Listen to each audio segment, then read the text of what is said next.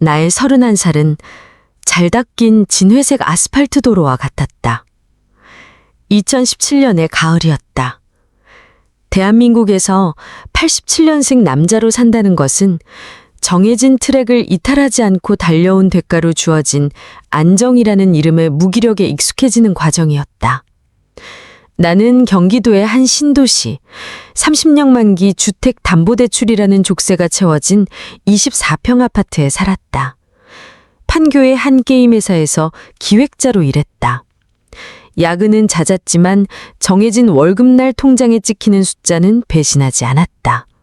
그 숫자는 내 청춘의 대부분을 바친 대가였고 동시에 내 삶의 반경을 규정하는 울타리였다.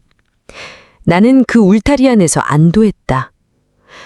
주말이면 나는 나만의 왕국에 머물렀다. 암막 커튼을 내리고 배달앱으로 시킨 치킨과 맥주를 옆에 둔 채 플레이스테이션의 전원을 켰다. 가상의 세계에서는 나는 영웅이 되기도 하고 명문 구반의 감독이 되기도 했다. 현실에서 이루지 못할 성취감을 맛보고 나면 공허한 만족감과 함께 월요일이 찾아왔다. 친구들의 SNS는 현실 속 성취의 증거들로 반짝였다. 결혼, 출산, 승진, 그리고 내 집 마련. 나는 의무적으로 좋아요를 눌렀다. 그들의 행복을 질투하지는 않았지만 명백히 다른 세계의 일처럼 느껴졌다. 사랑, 결혼, 가족. 그 단어들은 내게 너무 멀고 너무 비쌌다. 감당할 수 없는 리스크를 짊어지기보다 나는 예측 가능한 불행과 타협하는 쪽을 택했다. 나의 안락한 동굴에 유일하게 돌멩이를 던지는 녀석은 대학 동기인 유현이었다. 증권사에 다니는 녀석은 주기적으로 내게 전화를 걸어 염장을 질렀다. 야, 윤희녀, 주말인데 또 좀비처럼 누워있냐? 왕국을 구하느라 바빴다. 왕국은 무슨 그러다 너네 집에서 회석으로 발견된다. 내가 진짜 괜찮은 사람 아는데 딱 한 번만 만나봐라. 건축사무소 다니는 디자이너인데 너랑 동갑이고 되게 똑똑하고 괜찮아. 유연이의 레파토리는 늘 같았지만 그날따라 디자이너라는 단어가 낯설게 들렸다. 나의 회색 세상과는 어울리지 않는 색채가 있는 단어였다. 나는 나도 모르게 사진 있어? 라고 물었다. 며칠 뒤 유연이는 박유진이라는 이름과 함께 사진 한 장을 보내왔다. 단정한 단발머리에 지적인 눈매를 가진 사람이었다. 웃고 있지는 않았지만 어딘가 모르게 단단한 심지가 느껴지는 얼굴이었다. 나는 며칠을 망설였다. 새로운 관계가 주는 설렘보다 그 관계가 내 안온한 일상을 깨뜨릴지도 모른다는 두려움이 더 컸다. 하지만 동시에 궁금했다. 나와는 다른 색을 가진 사람은 어떤 세상을 살고 있을까? 나는 결국 유연에게 만나보겠다고 답장을 보냈다. 약속 장소는 광화문의 한적한 와인바였다.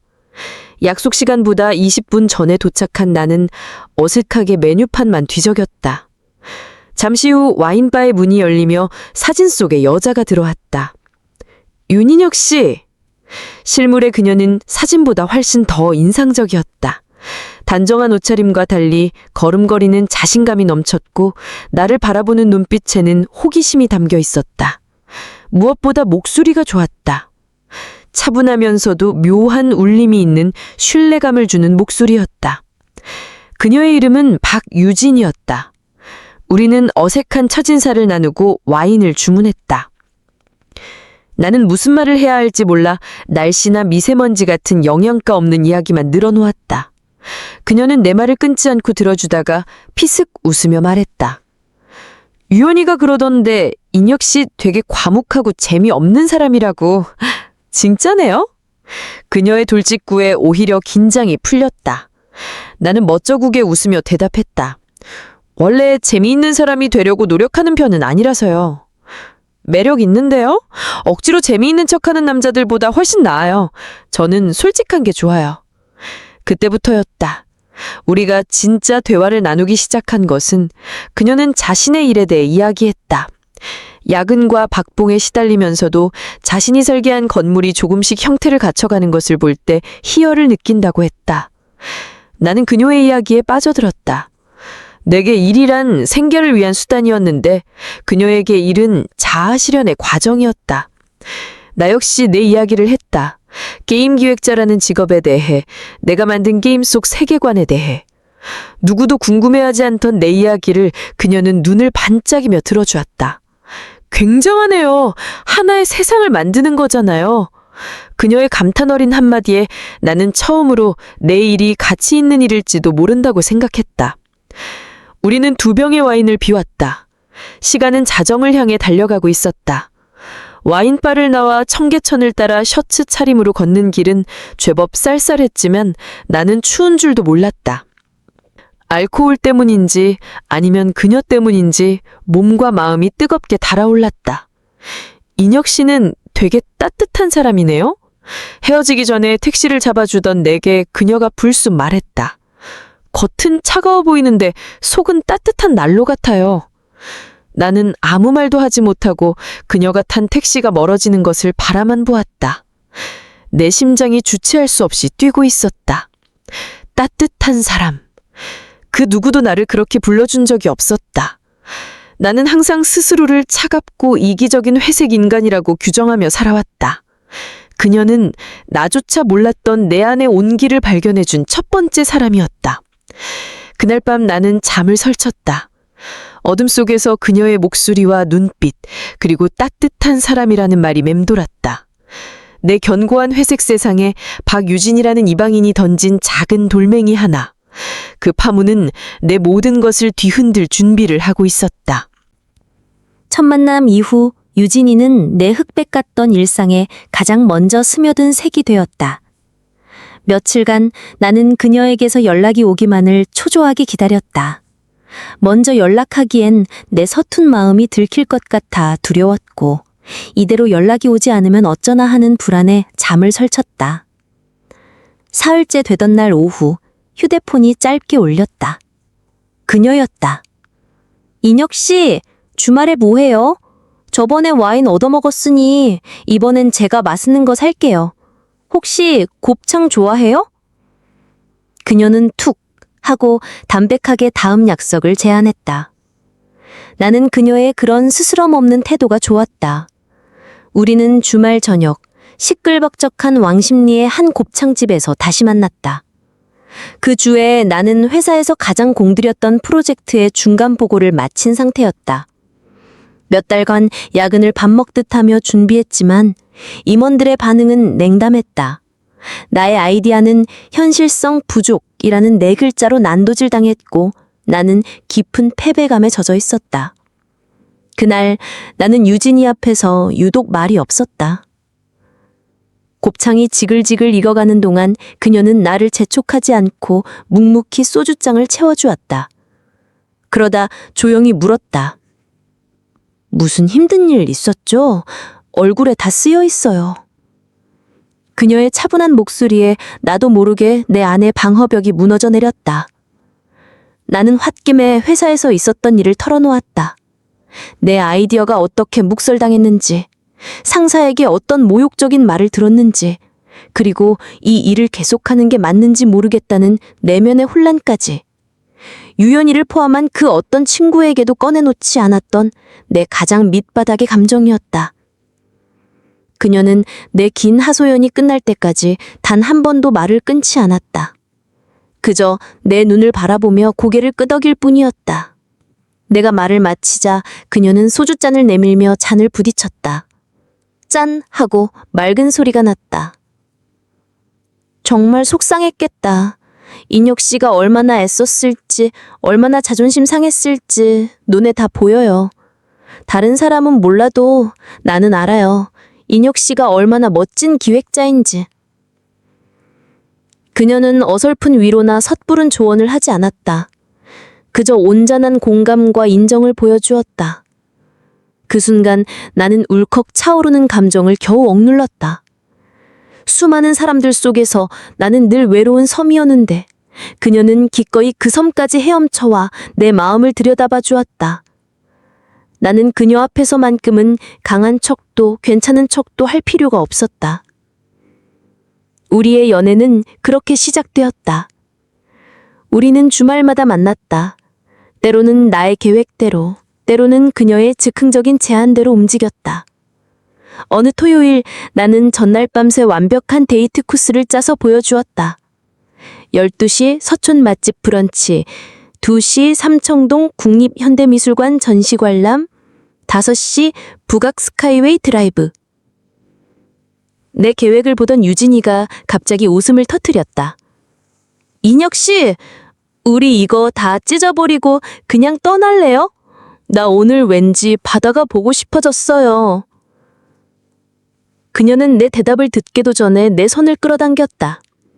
우리는 지하철을 타고 고속버스 터미널로 향했고 가장 먼저 출발하는 강릉행 버스에 몸을 실었다.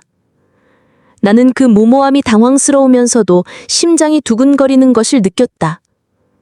내 삶에서 단 한 번도 계획 없이 무언가를 해본 적이 없기 때문이다. 강릉의 겨울바다는 차갑고 황릉했지만 아름다웠다. 우리는 텅 빈 해변을 나란히 걸었고 작은 횟집에 들어가 소주를 마시며 대화를 나누었다. 파도 소리를 배경으로 우리는 유년 시절의 상처, 가족에 대한 애증감, 미래에 대한 막연한 불안감까지 서로의 가장 깊은 곳에 있는 이야기들을 꺼내놓았다. 그날 나는 그녀가 단순히 밝고 긍정적인 사람이 아니라는 것을 알았다. 그녀의 밝음은 수많은 상처와 불안을 딛고 스스로 피워낸 단단한 꽃과 같았다. 우리는 서로의 세계에 깊이 스며들었다. 나는 그녀의 친구들을 만났다. 대부분 건축이나 디자인 분야에서 일하는 자유롭고 개성 있는 사람들이었다. 나는 그들 사이에서 주눅이 들었지만 유진이는 내 손을 꼭 잡고 이 사람은 제 남자친구예요. 게임을 아주 잘해요. 라며 나를 자랑스럽게 소개해 주었다. 그녀는 내 친구들을 만나는 자리에서도 특유의 친화력으로 분위기를 이끌었다. 내 너드 같은 친구들은 처음에는 미인을 경계하더니 이내 그녀의 매력에 푹 빠져버렸다. 계절이 2번 바뀌고 우리의 첫 번째 기념일이 다가왔다. 나는 처음으로 그녀를 내 집으로 초대했다.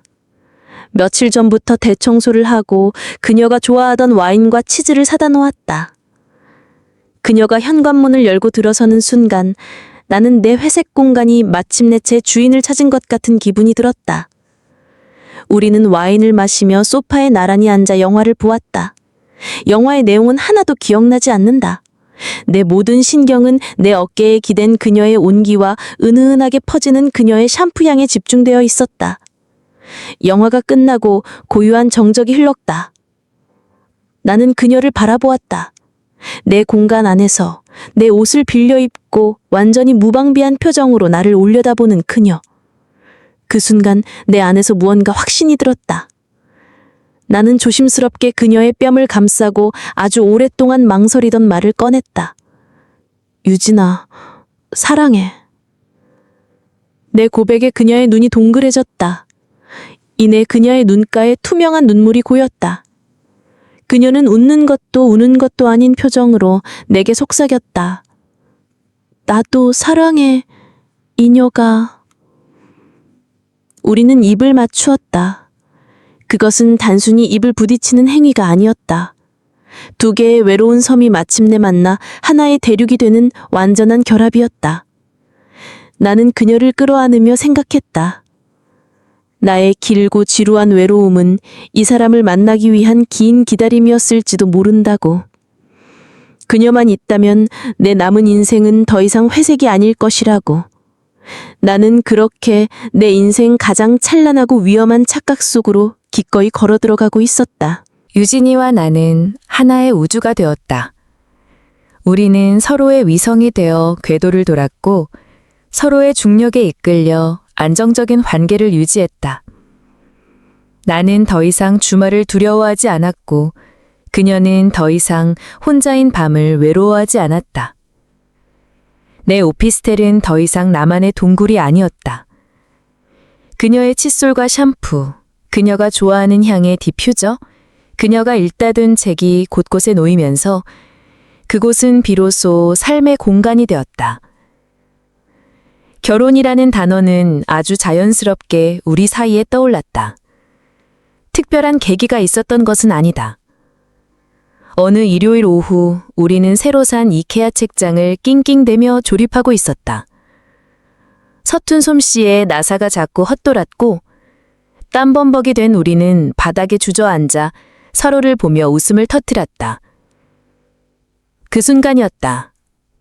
땀으로 젖은 머리카락을 쓸어넘기며 환하게 웃는 그녀의 얼굴을 보는데 문득 그런 생각이 들었다. 이 사람과 함께라면 인생이라는 지루하고 고단한 과제도 꽤 재밌게 해낼 수 있겠다. 그날 저녁 내가 먼저 조심스럽게 말을 꺼냈다. 유진아, 우리 결혼에 대해서 생각해 본 적 있어? 소파에 기대어 내 어깨에 머리를 올리고 있던 그녀가 조용히 고개를 끄덕였다. 가끔. 결혼이 뭐라고 생각해? 그녀는 잠시 생각에 잠겼다가 창밖을 보며 말했다. 든든한 내 편이 생기는 거? 내가 어떤 도전을 하든 어떤 실패를 하든 괜찮아, 내가 있잖아 하고 말해줄 사람이 옆에 있는 거. 나한테 결혼은 그런 의미야. 인혁 씨한테는? 나는 그녀의 머리를 쓰다듬으며 대답했다. 나한테 결혼은 항구 같은 거야. 세상이라는 거친 바다를 항해하다가 언제든 돌아와 쉴 수 있는 나만의 항구. 너라는 항구. 우리는 말없이 서로를 바라보았다. 우리는 결혼에 대해 서로 다른 그림을 그리고 있었지만 그 그림의 중심에는 서로가 있었다. 그는 도전을 위한 베이스 캠프를 원했고 나는 안정을 위한 최후의 보루를 원했다. 그때는 그 미묘한 차이가 오히려 서로를 완벽하게 보완해주는 이상적인 조건이라고 믿었다. 나는 그녀에게 공식적인 프로포즈를 하고 싶었다. 그녀의 낭만을 지켜주고 싶었다. 우리는 1년 전 처음으로 함께 여행을 떠났던 강릉으로 항했다.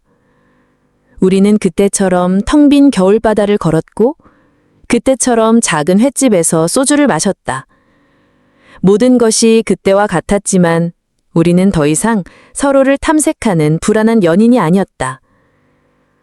저녁 식사를 마치고 나는 그녀를 바다가 보이는 한적한 곳으로 데려갔다. 그리고 주머니 속에 오랫동안 감직해왔던 작은 상자를 꺼냈다.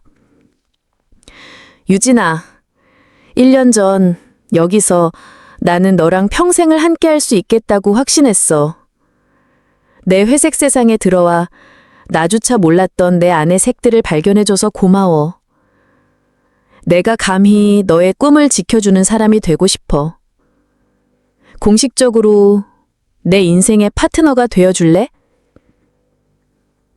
가로등 불빛 아래 그녀의 눈에 눈물이 고였다.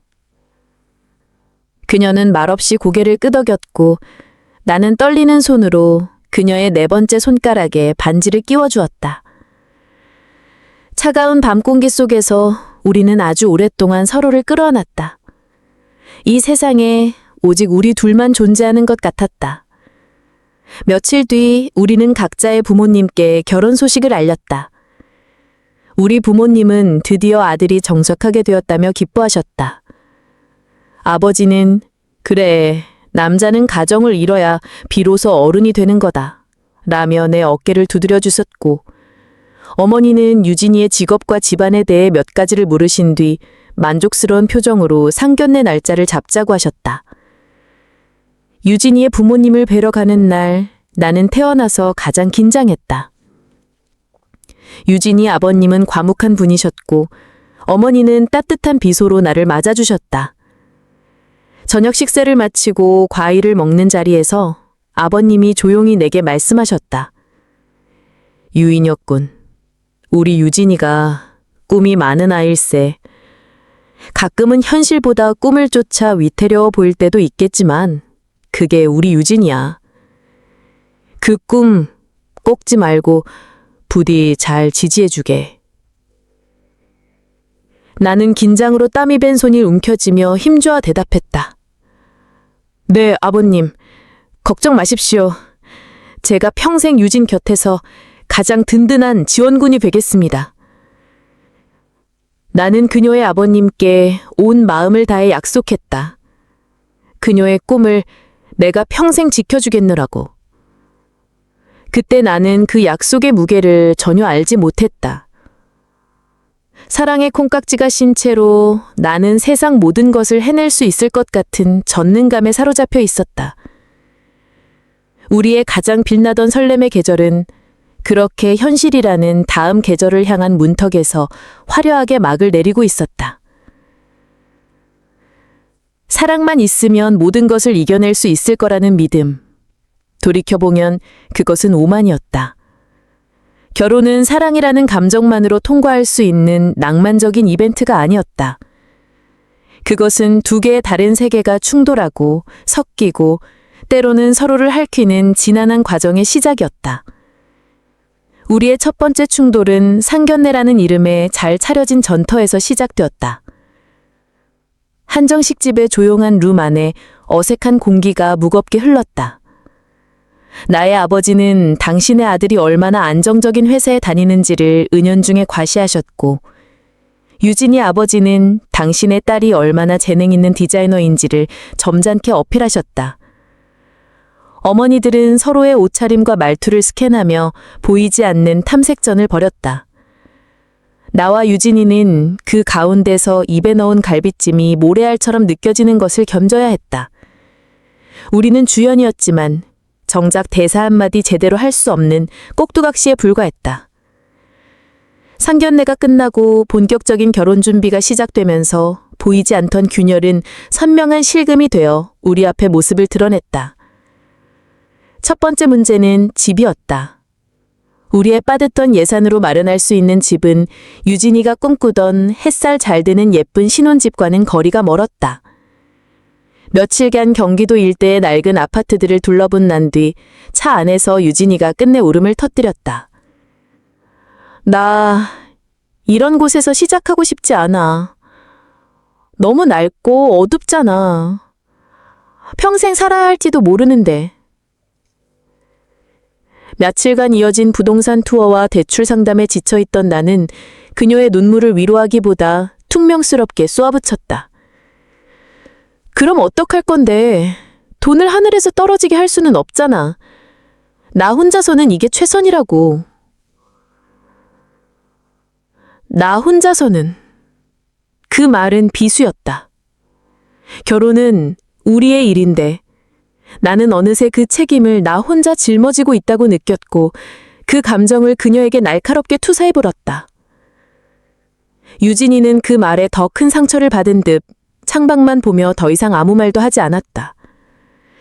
결국 우리는 그럭저럭 타협 가능한 수준의 낡은 아파트를 구했지만 우리의 첫 보금자리를 구했다는 기쁨은 어디에도 없었다. 그저 해결해야 할 어려운 숙제를 마쳤다는 피로감만 남았다. 갈등은 예단 문제에서 폭발했다.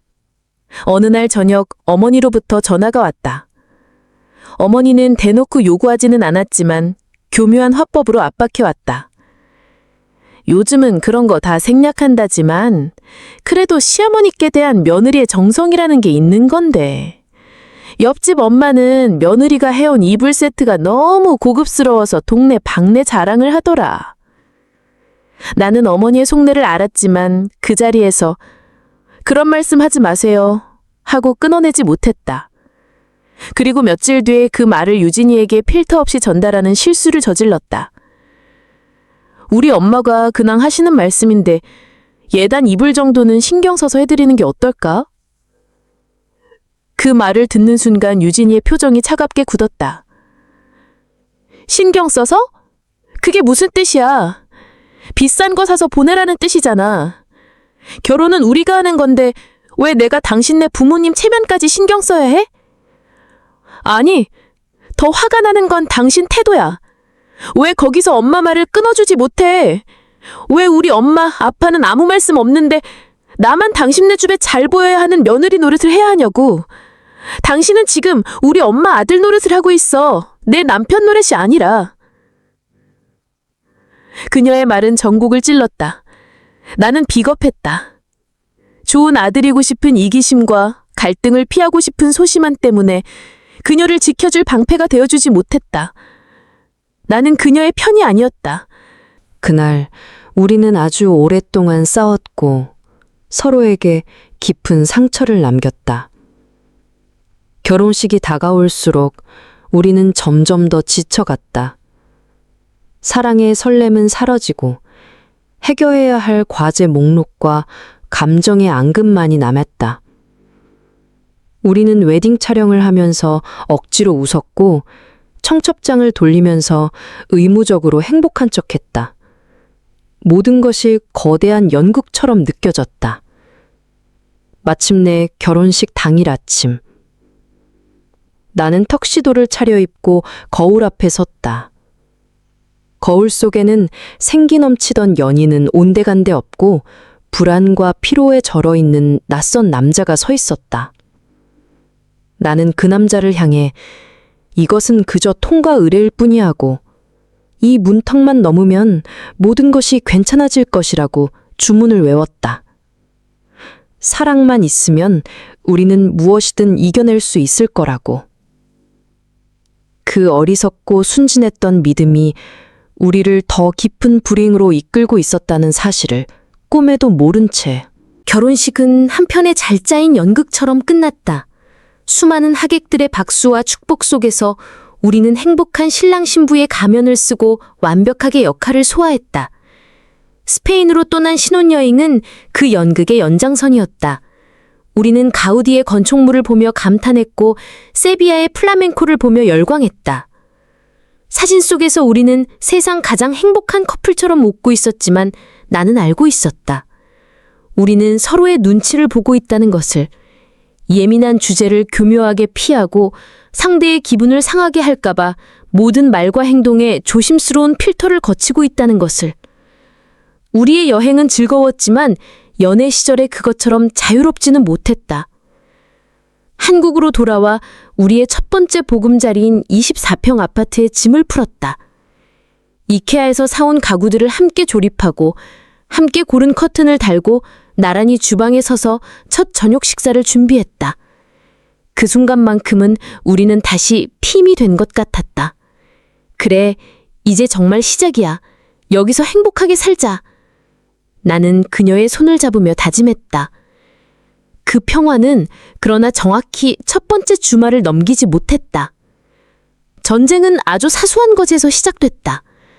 토요일 아침 늦잠을 자고 일어난 나는 거실 풍경에 미간을 찌푸렸다.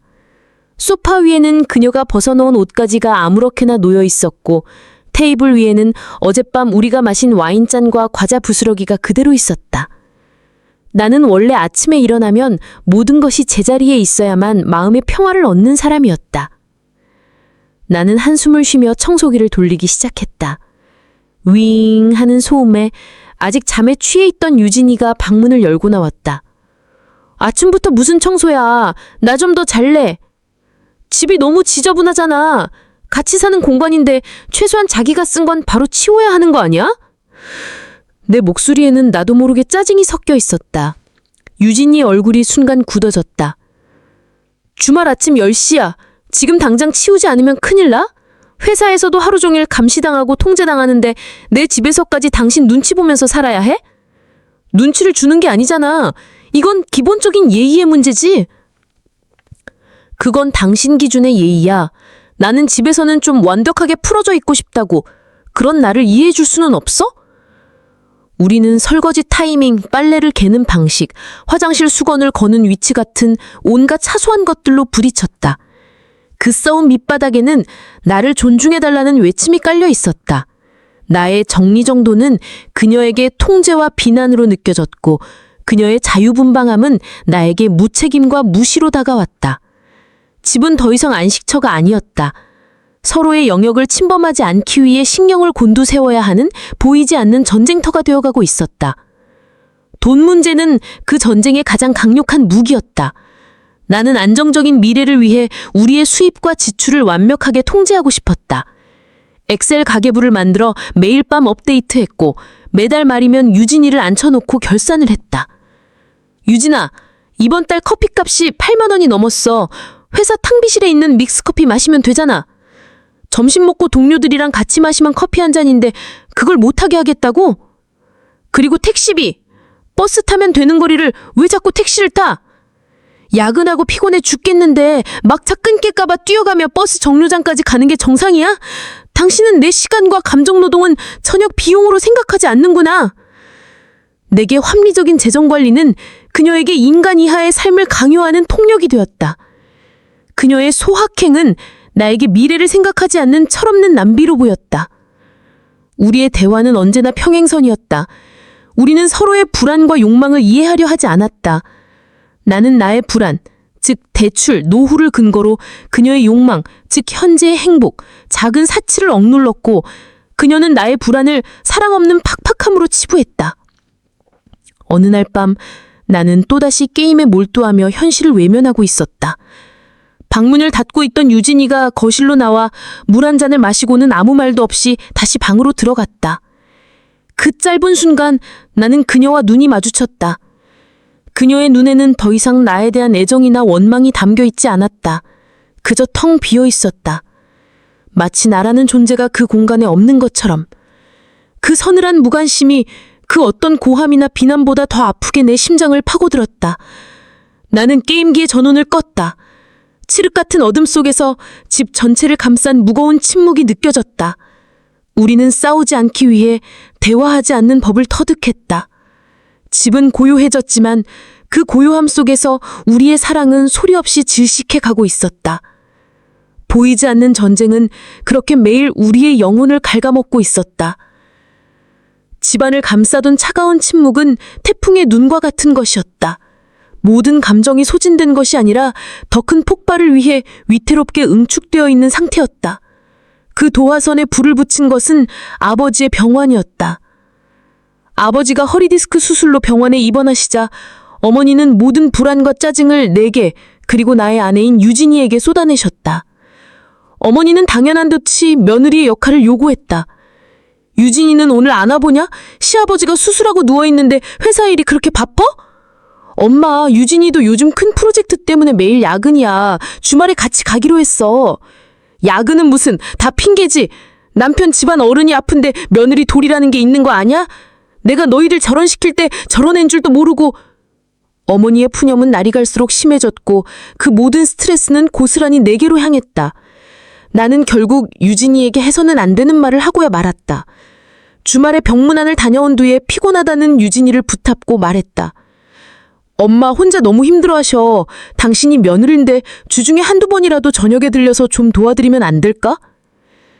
그 말을 듣는 순간 유진이는 나를 경멸어린 눈으로 쳐다보았다. 내가 왜?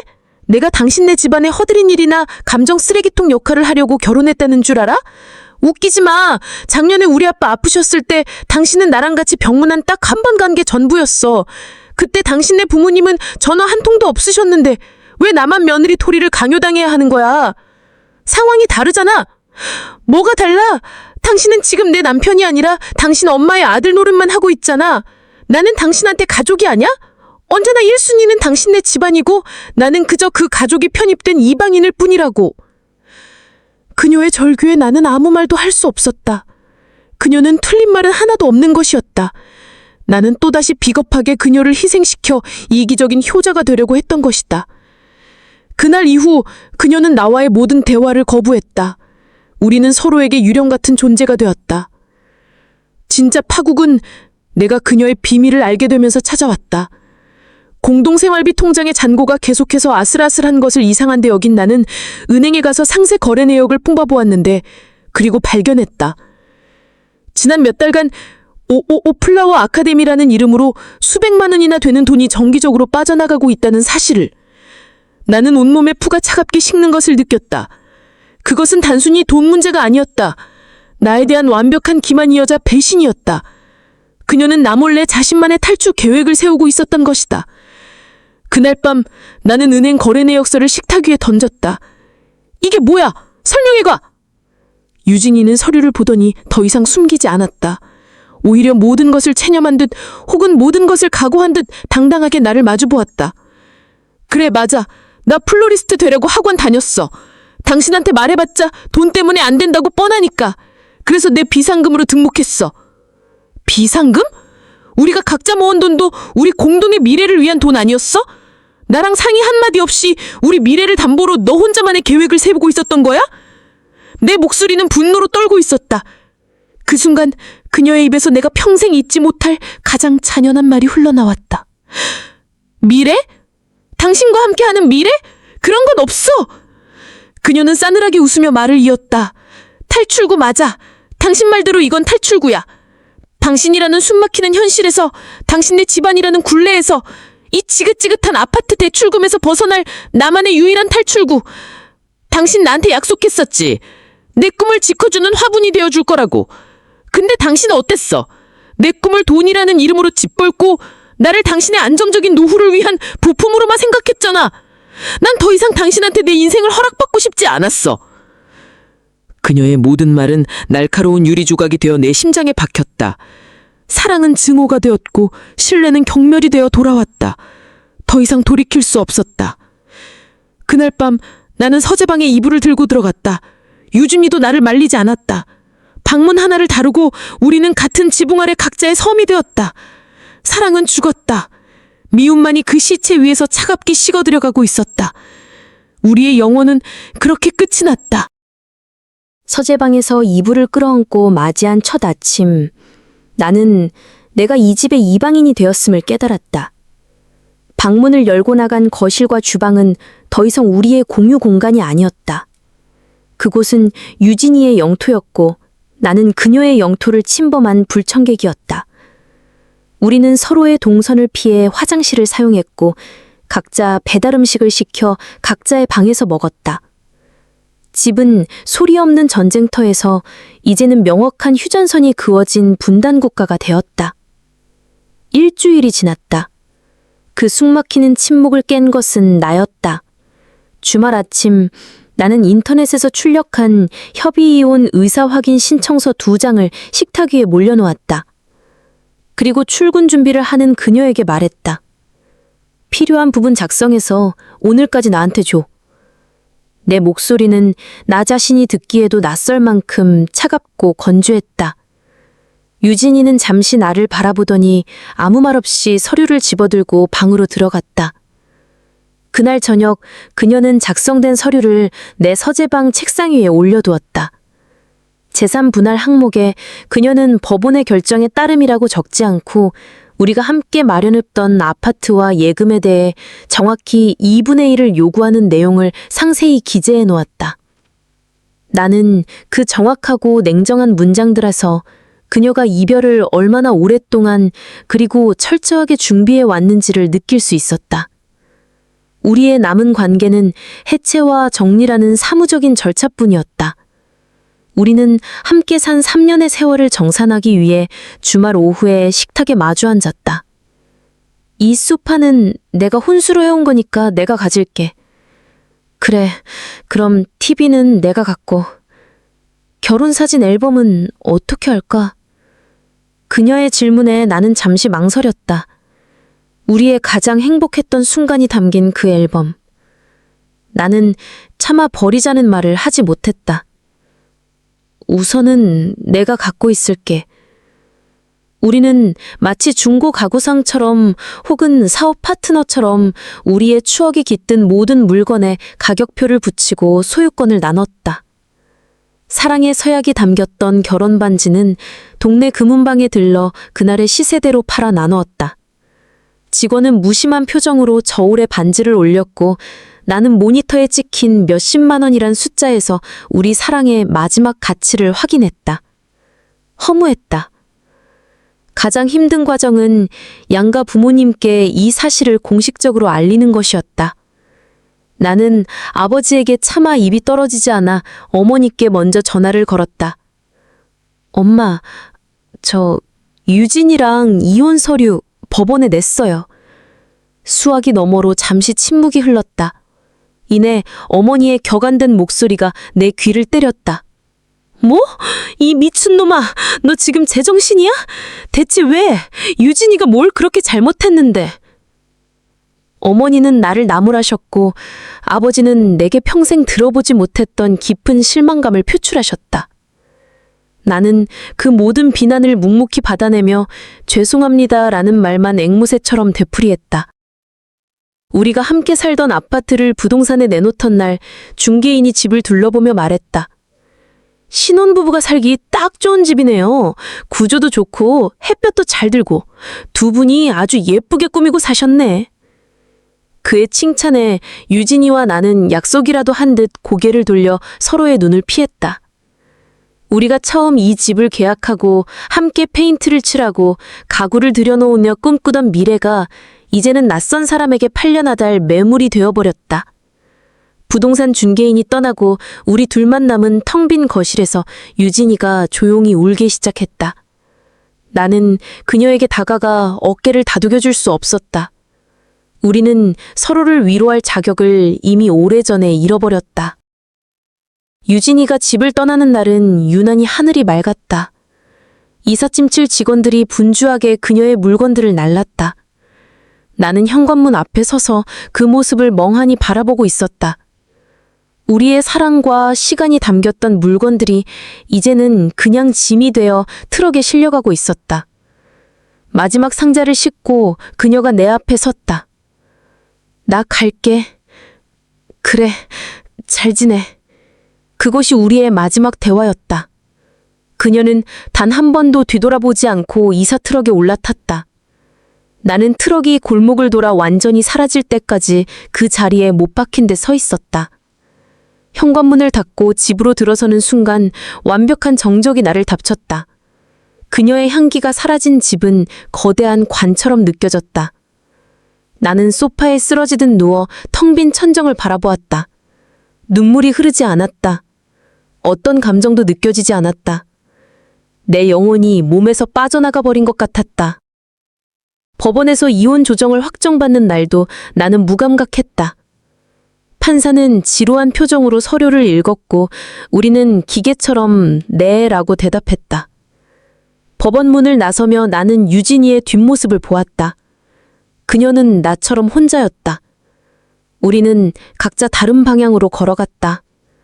한때는 같은 곳을 바라보며 나란히 걸었던 우리가 이제는 서로의 인생에서 완벽한 타인이 되었다. 혼자가 된 첫날 밤 나는 술을 마셨다. 혼자가 된 둘째 날에도 술을 마셨고 셋째 날에도 술을 마셨다. 술에 취하지 않으면 집안을 가득 채운 고요함과 외로움을 견딜 수가 없었다.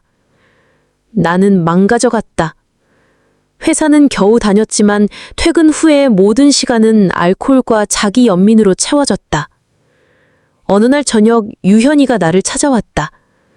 엉망이 된 집과 술에 쩔어 있는 나를 보더니 녀석은 아무 말 없이 내 등을 세게 후려쳤다.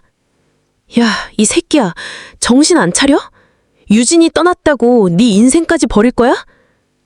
녀석은 나를 억지로 일으켜 욕실로 밀어 넣었고 집안의 모든 쓰레기를 치우기 시작했다. 그날 밤 우리는 아주 오랫동안 술을 마셨다. 나는 처음으로 녀석 앞에서 내 결혼 생활이 왜 실패했는지, 내가 무엇을 잘못했는지, 얼마나 후회하는지를 털어놓았다. 내가 더 좋은 남편이었어야 했는데, 내가 그녀의 꿈을 비웃지 말았어야 했는데, 너무 늦었지. 근데 그게 끝은 아니야, 이녀가. 다시 시작해야지. 너를 위해서. 그날 나는 아주 오랫동안 잊고 있었던 나라는 존재를 떠올렸다. 나는 유진이의 남편이기 전에 유희력이었다. 그녀가 떠났다고 해서 내 인생까지 끝난 것은 아니었다. 나는 내 실패의 잔해 속에서 나 자신을 다시 일으켜 세워야만 했다. 그 후로 1년의 계절이 흘렀다. 나는 경기도의 아파트를 처분한 돈으로 서울 변두리에 작은 원룸을 얻었다. 짐을 최소한으로 줄이자 삶이 오히려 간결하고 편안해졌다. 나는 술을 끊고 주말마다 산에 오르기 시작했다. 땀을 흘리며 능선을 걷다 보면 머릿속을 괴롭히던 과거의 기억들이 바람에 흩어지는 기분이었다. 나는 서서히 나만의 일상을, 나만의 리듬을 되찾아가고 있었다. 어느 일요일 오후, 연남동의 한 골목길을 걷고 있었다. 길모퉁이를 도는 순간 나는 그 자리에 우뚝 멈춰섰다. 작고 세련된 꽃집. 간판에는 유진을 정원이라고 쓰여 있었다. 통유리 너머로 앞치마를 두른 채 순님과 웃으며 이야기하는 유진이의 모습이 보였다. 그녀는 자신이 꿈꾸던 모습 그대로 자신의 세계를 가꾸며 살아가고 있었다. 그녀의 얼굴에는 내가 함께 살았던 그 어떤 순간보다 더 큰 행복과 평온함이 어려 있었다. 나는 잠시 그 모습을 바라보다가 조용히 발걸음을 돌렸다. 그녀를 아는 척하거나 방해하고 싶지 않았다. 그저 그녀가 행복하다는 사실을 확인한 것만으로도 충분했다. 내 가슴 속에 남아있던 마지막 앙금이 그 순간 깨끗하게 씻겨나가는 기분이었다. 그녀의 꿈을 짓밟았던 나는 그녀의 불행을 바랄 자격이 없었다. 나는 진심으로 그녀의 행복을 빌었다. 39살의 가을. 나는 여전히 혼자다. 새로운 사랑을 꿈꾸지 않는다. 하지만 더 이상 외롭지 않다. 나는 혼자 밥을 먹고, 혼자 영화를 보고, 혼자 여행을 떠나는 법을 배웠다. 타인에게서 행복을 구하는 대신 내 안에서 작은 행복들을 찾아내는 법을 터득했다. 나는 가끔 생각한다. 만약 우리가 시간을 되돌린다면 다른 결말을 맞을 수 있었을까?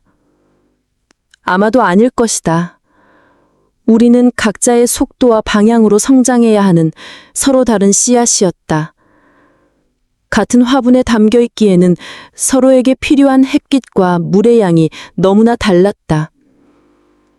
우리의 이별은 어쩌면 각자의 나무로 온전히 성장하기 위한 필연적인 과정이었을지도 모른다.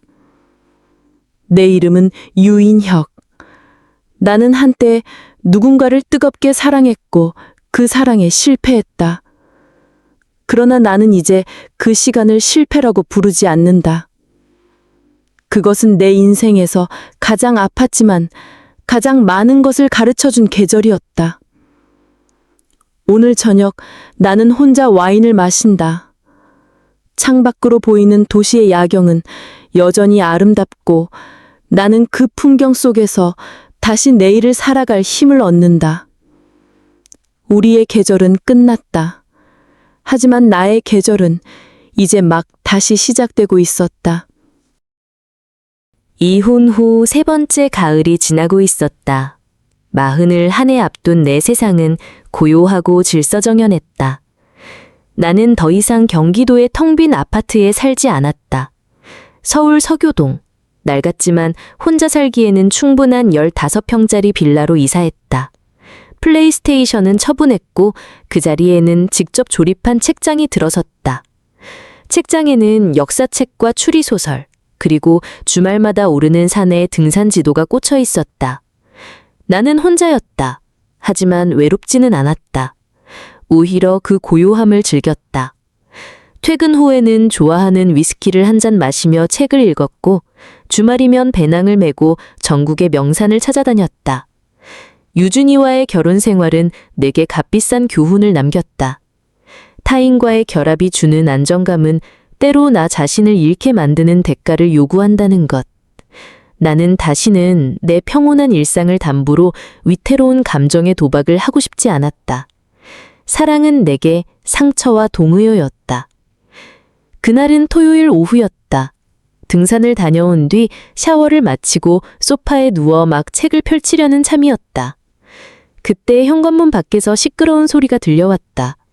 아, 진짜 어떻게 미치겠네? 여자아이의 앙칼진 비명과 함께 현관문을 쾅쾅 두드리는 소리가 이어졌다. 우리 빌라는 방음이 취약했고 그 소음은 고스란히 내 고요한 휴식을 관통했다. 야는 인상을 찌푸리며 현관문 스코프를 들여다보았다. 처음 보는 젊은 여자였다. 화장기 없는 얼굴에 머리는 되는 대로 틀어 묶었고 샛노란 병아리 캐릭터가 그려진 수면 바지 차림이었다. 그녀는 자신의 집 현관문, 우리 집 바로 옆집이었다. 을 두드리고 발로 차고 도어록을 잡아 흔들며 온갖 난리를 피우고 있었다. 아무래도 열쇠를 안 해두고 문을 잠근 모양이었다. 나는 모른 척하려 했다. 내가 관여할 일이 아니었다. 하지만 그녀의 소음은 그칠 기미가 보이지 않았고 내 인내심은 바닥을 드러내고 있었다. 나는 한숨을 쉬며 현관문을 열었다. 저기요. 내 목소리에 그녀가 화들짝 놀라 나를 돌아보았다. 동그란 눈에는 눈물이 그렁그렁 매달려 있었다. 집에 못 들어가고 계신 겁니까? 네? 아, 네. 문이 잠겼는데 핸드폰이랑 지갑이 다 안에 있어요. 그녀는 금방이라도 울음을 터뜨릴 것 같은 얼굴이었다. 나는 측은지심보다 이 상황을 빨리 끝내고 싶다는 마음이 더 컸다. 열쇠 수리공 부르면 됩니다. 전화번호 아는 곳 있습니까? 아니요. 핸드폰이 없어서요. 나는 말없이 내 휴대폰을 꺼내 인터넷으로 24시간 열쇠 업체를 검색했다. 전화를 걸어 주소를 알려주고 30분 뒤에 도착할 것이라는 답변을 받았다. 그 30분 동안 그녀는 우르짐 현관문 앞에 쭈그려 앉아 안절부절 못했다. 나는 차마 문을 닫지 못하고 그녀와 어색한 침묵을 공유해야 했다. 그녀는 뜬금없이 내게 말을 걸어왔다. 저 옆집 사세요? 얼마 전에 이사 왔는데 맨날 조용해서 아무도 안 사는 줄 알았어요. 네. 감사합니다. 진짜 경비 아저씨도 안 계시고 어떻게 해야 하나 막막했는데 별거 아닙니다. 나는 그녀의 쾌활하고 높은 톤의 목소리가 내 평온한 주파수와 맞지 않는다고 생각했다. 잠시 후 열쇠 수리공이 도착했고 문은 5분도 채 안 되어 열렸다. 그녀는 환호성을 지르며 집 안으로 뛰어들어갔다가 지갑을 들고 다시 나왔다. 아저씨, 정말 감사합니다. 제가 이 은혜는 꼭 갚을게요. 그녀는 나를 아저씨라고 불렀다. 틀린 말은 아니었지만 가슴 한구석이 서늘했다. 됐습니다. 그럼. 나는 인사를 하고 집으로 들어가려 했다. 하지만 그녀는 내 앞을 막아섰다. 아니에요. 저 밥 살게요. 네? 제가 너무 감사해서 그래요. 언제 시간 괜찮으세요? 내일? 내일 모레? 그녀는 해맑았고 거침없었다. 나는 그 에너지가 부담스러웠다. 정말 괜찮습니다. 바빠서. 에이, 거짓말. 주말에 집에만 있으시잖아요. 제가 다 봤는데. 그럼 커피라도 사게 해주세요. 네? 제발요. 그녀는 두 손을 모으고 나를 올려다보았다. 그 모습에서 나는 거절하는 법을 잊어버렸다. 나는 나도 모르게 알겠습니다. 라고 대답해버렸다. 그녀의 이름은 한여름이었다. 여름에 태어나서 여름이라고 했다. 이름처럼 뜨겁고 시끄럽고 예측 불가능한 사람이었다. 나는 그날 내 고요한 왕국에 아주 소란스러운 이방인이 침입했다는 걸 직감했다. 그 침입이 내 얼어붙었던 시간을 다시 흐르게 만들 운명의 시작일 줄은 꿈에도 생각하지 못한 채로. 다음 날 나는 약속을 지키기 위해 집을 나섰다. 한여름이라는 여자는 우리 빌라 1층에 있는 내가 가끔 들리는 조용한 카페에서 보자고 했다. 그곳은 내게 익숙한 차분한 공간이었다. 나는 그녀 역시 그런 분위기를 좋아할 것이라 짐작했다. 그것은 나의 첫 번째 착각이었다. 약속 시간보다 5분쯤 늦게 그녀가 거의 뛰어오다시피 카페 안으로 들어왔다. 죄송해요. 늦잠 자는 바람에. 그녀는 오버사이즈 핏의 새빨간 후드티를 입고 있었다. 카페의 베이지색과 우드톤 인테리어 속에서 그녀의 옷차림은 마치 경고등처럼 강렬하고 이질적이었다. 그녀는 자리에 앉자마자 어젯밤의 소동은 다 잊었다는 듯이 쾌활하게 제잘거리기 시작했다. 제가 웹툰 어시스턴트로 일하거든요. 어제 마감이어서 밤새우고 잠깐 눈 붙인다는 게 그만. 작가님이 완전 또라이라 어제도 내 머리털을 다 뽑을 뻔했다니까요. 나는 그녀의 세계를 마주했다. 마감에 쫓기고 빠듯한 월급에 허덕이면서도 언젠가 자신의 이름으로 된 웹툰을 연재하겠다는 꿈 하나로 버티는 삶이었다. 나는 그녀의 이야기에 적당히 맞장구를 쳐주었지만 마음속에는 보이지 않는 선을 긋고 있었다. 이 사람은 나와 다른 종족이다. 이 만남은 감사 인사를 받는 딱 한 번의 이벤트일 뿐이다. 나는 1시간 안에 자리에서 일어날 생각이었다. 하지만 그녀는 내 계획을 비웃듯 쉴 새 없이 화제를 바꿔가면서 나를 붙잡았다. 그녀의 이야기는 두서없고 때로는 황당했지만 이상하게 사람을 끌어당기는 힘이 있었다. 나는 나도 모르게 그녀의 이야기에 귀 기울여 있었고 심지어 몇 번은 웃음을 터뜨리기도 했다. 커피값을 계산하고 카페를 나서면서 나는 이 만남이 마지막이 될 것이라고 생각했다. 하지만 그것은 나의 2번째 착각이었다. 다음 날 저녁, 퇴근하고 돌아온다는 현관문 손잡이에 걸린 작은 비닐봉지를 발견했다. 안에는 수입 맥주 1캔과 포스트잇 1장이 들어있었다. 어제 커피 잘 마셨어요. 이건 제가 제일 좋아하는 맥주예요. 웹툰 작가들은 이거 마시면서 밤 새워요. 아저씨도 한번 맛보세요. 스마일. 옆집 여름. 나는 어이가 없었다. 하지만 그 어이없음 속에는 아주 희미한 미소가 섞여 있었다. 그 후로도 그녀의 비공식적인 보응은 계속되었다. 어느 날은 편의점 샌드위치, 또 다른 날은 직접 그렸다며 내 얼굴을 못생긴 곰 캐릭터로 그려놓은 엽서가 문고리에 걸려 있었다. 그녀는 내 사적인 영역을 침범하지 않으면서도 아주 영리한 방식으로 자신의 존재감을 끊임없이 알리고 있었다. 나는 그 작은 선물들을 받을 때마다 내 평온한 일상이 조금씩 흔들리는 것을 느꼈다. 그리고 그 흔들림이 싫지 않았다. 결정적인 사건은 그 주 주말에 일어났다. 등산을 마치고 동네 마트에서 장을 보고 나오는데 입구에서 익숙한 목소리가 들려왔다. 한여름이었다. 그녀는 자기 또래로 보이는 친구들과 시끄럽게 웃고 떠들고 있었다. 그녀가 나를 발견하고는 세상을 다 얻은 것처럼 환하게 웃으며 달려왔다. 아저씨, 여기서 다 보네요. 대박!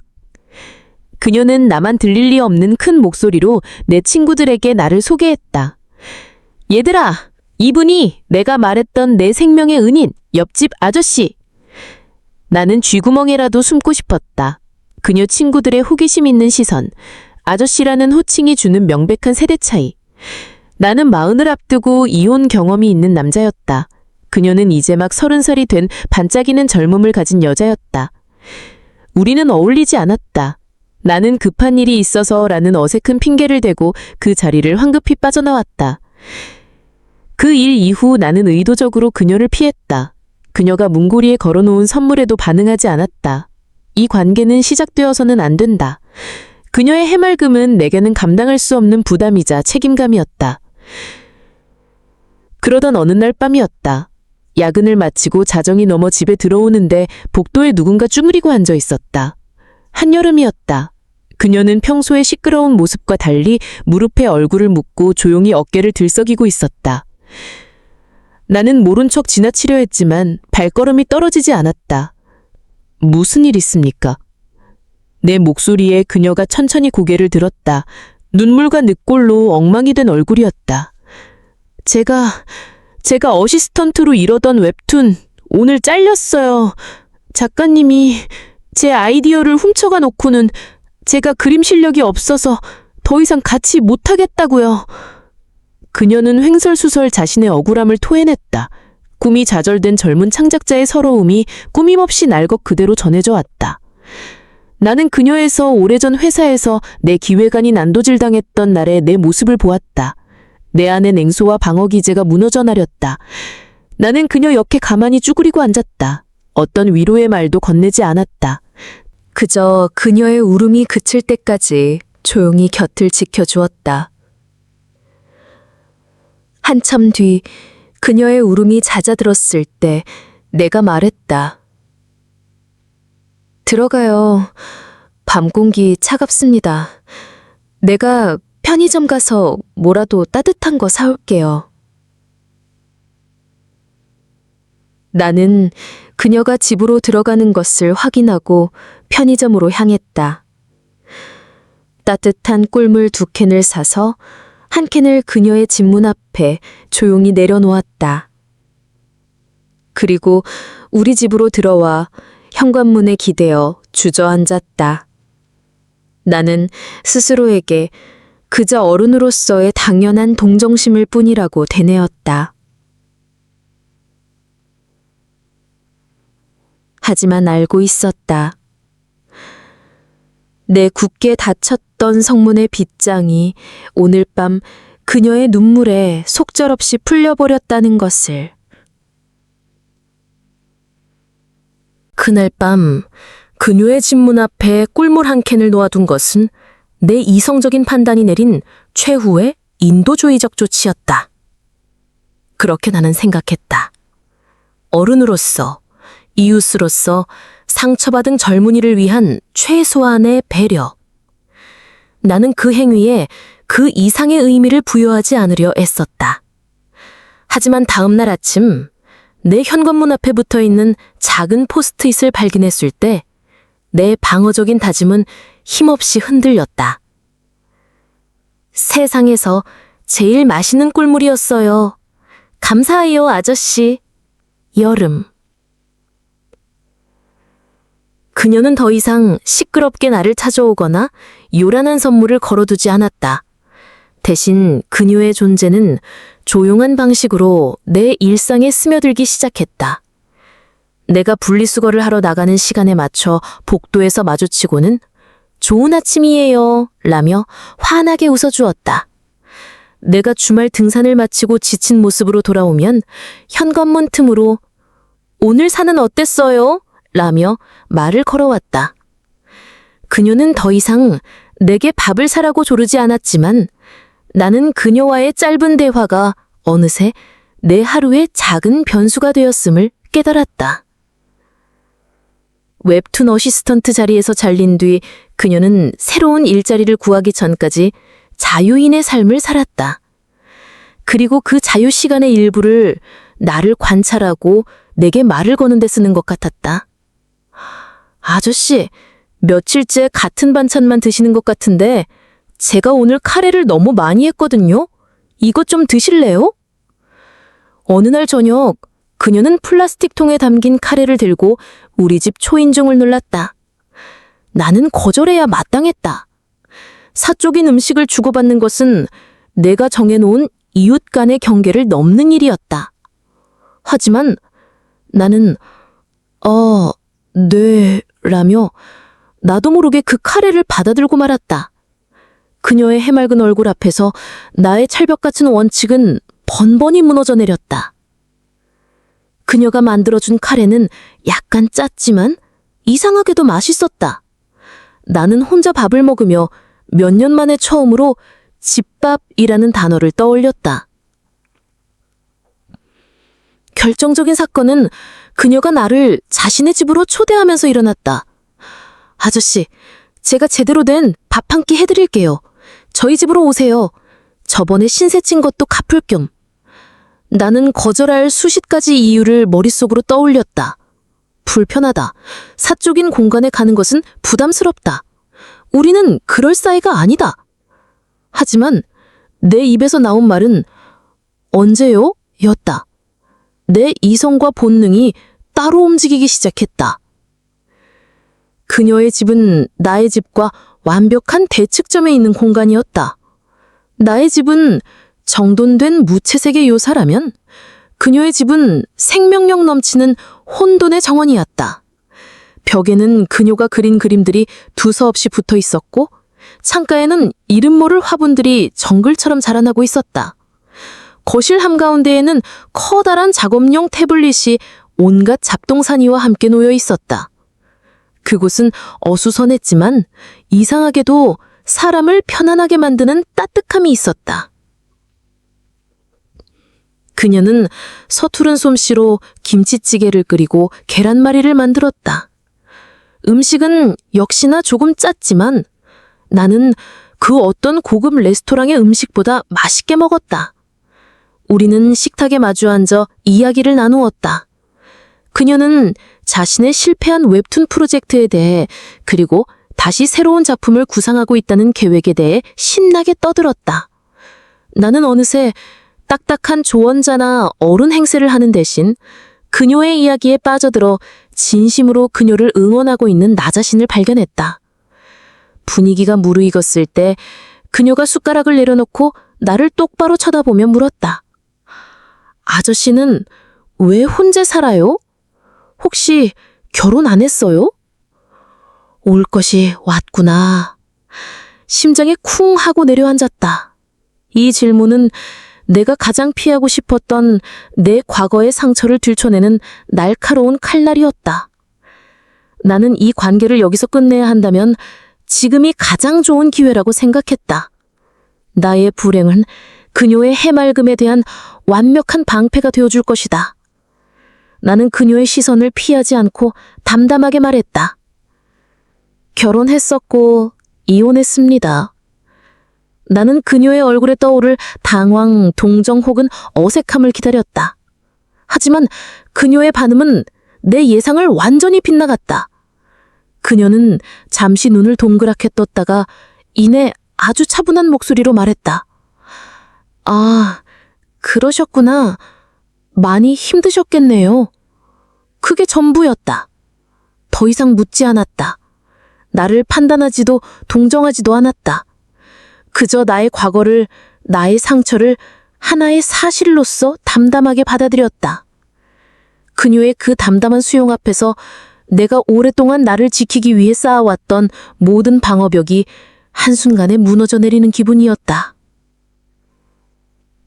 그날 밤 나는 내 집으로 돌아와 어둠 속에 한참을 앉아 있었다. 벽 너머 옆집에서 희미한 음악 소리가 새어나왔다. 나는 그 음악 소리를 들으며 내 고요한 세상이 더 이상 예전 같지 못할 수 있음을 직감했다. 여름. 그 여자는 내게 소음이었고 이방인이었고 부담이었다. 그리고 이제는 하나의 계절이 되어 내 안으로 깊숙이 스며들고 있었다. 그날 밤 그녀의 눈물은 내 마음에 단단했던 땅을 질척하게 만들었다. 나는 더 이상 그녀를 소란스러운 이웃으로만 대할 수 없었다. 내 안의 무언가가 그녀에게 단단히 얽혀버렸음을 인정해야만 했다. 그 후 우리의 관계는 미묘하게 변했다. 그녀는 더 이상 나를 아저씨라고 부르지 않았다. 그럼 뭐라고 불러요? 오빠? 아, 그건 좀 이상한가? 그럼 인혁씨?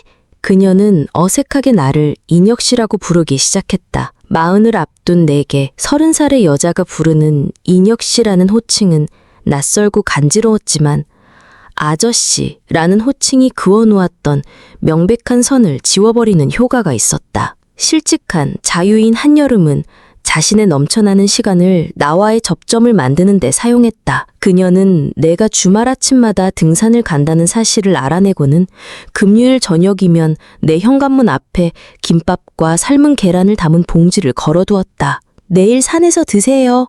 라는 쪽지와 함께. 나는 그 김밥을 거절하지 못했고 산 정상에서 혼자 김밥을 먹으며 나도 모르게 웃음 짓는 나 자신을 발견했다. 어느 토요일 그녀는 내게 대뜸 제안을 해왔다. 인혁씨, 저랑 같이 궁궐에 가주시면 안 돼요?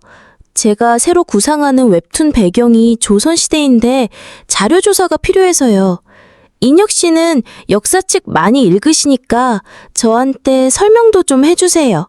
네? 그것은 거절하기 힘든 아주 영리한 제안이었다. 나는 이웃을 돕는 셈이라고 스스로를 합리화하며 그녀와 함께 경복궁으로 향했다. 가을 햇살 아래 고궁은 아름다웠다. 나는 내가 아는 얕은 지식을 총동원해 그녀에게 근정전과 경회로의 역사에 대해 설명해 주었다. 그녀는 내 설명을 하나도 놓치지 않겠다는 듯 눈을 반짝이며 수첩에 무언가를 빼곡히 적었다. 나는 일에 몰두하는 그녀의 모습에서 더 이상 철없는 어린애가 아닌 자신의 꿈을 향해 나아가는 열정적인 예술가의 모습을 보았다. 하지만 그날 나는 하루 종일 불안과 싸워야 했다. 사람들의 시선, 40의 남자와 30의 여자. 우리의 조합은 누가 봐도 부자연스러웠다. 연인이라고 하기엔 나이차가 너무나 보였고 오누락이라고 하기엔 분위기가 미묘했다. 나는 사람들이 우리를 보며 저 둘은 대체 무슨 관계일까?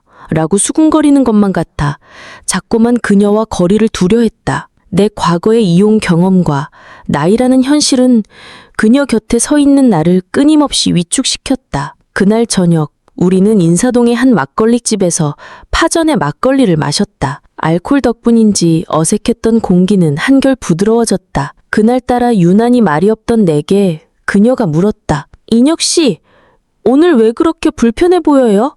저랑 같이 있는 게 싫었어요? 아닙니다. 거짓말.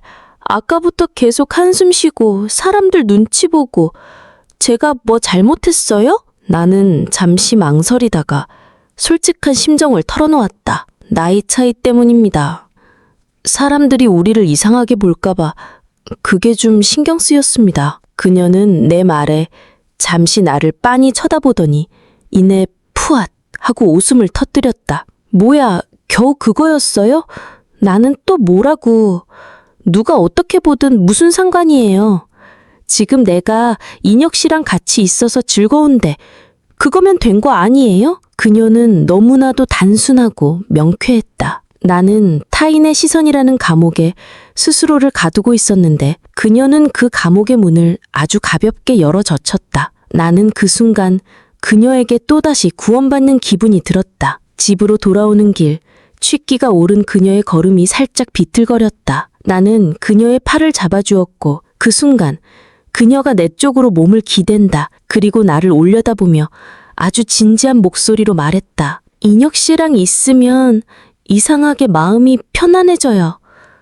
꼭 큰 나무 그늘 아래 있는 것 같아요. 그리고 그녀는 내 인생에 다시는 없을 것이라고 생각했던 말을 아주 선명하게 내게 던졌다. 저 인혁 씨 좋아하는 것 같아요. 심장이 쿵 하고 바닥으로 떨어졌다. 내 모든 이성과 경고 시스템이 비상벨을 울리기 시작했다. 안 돼.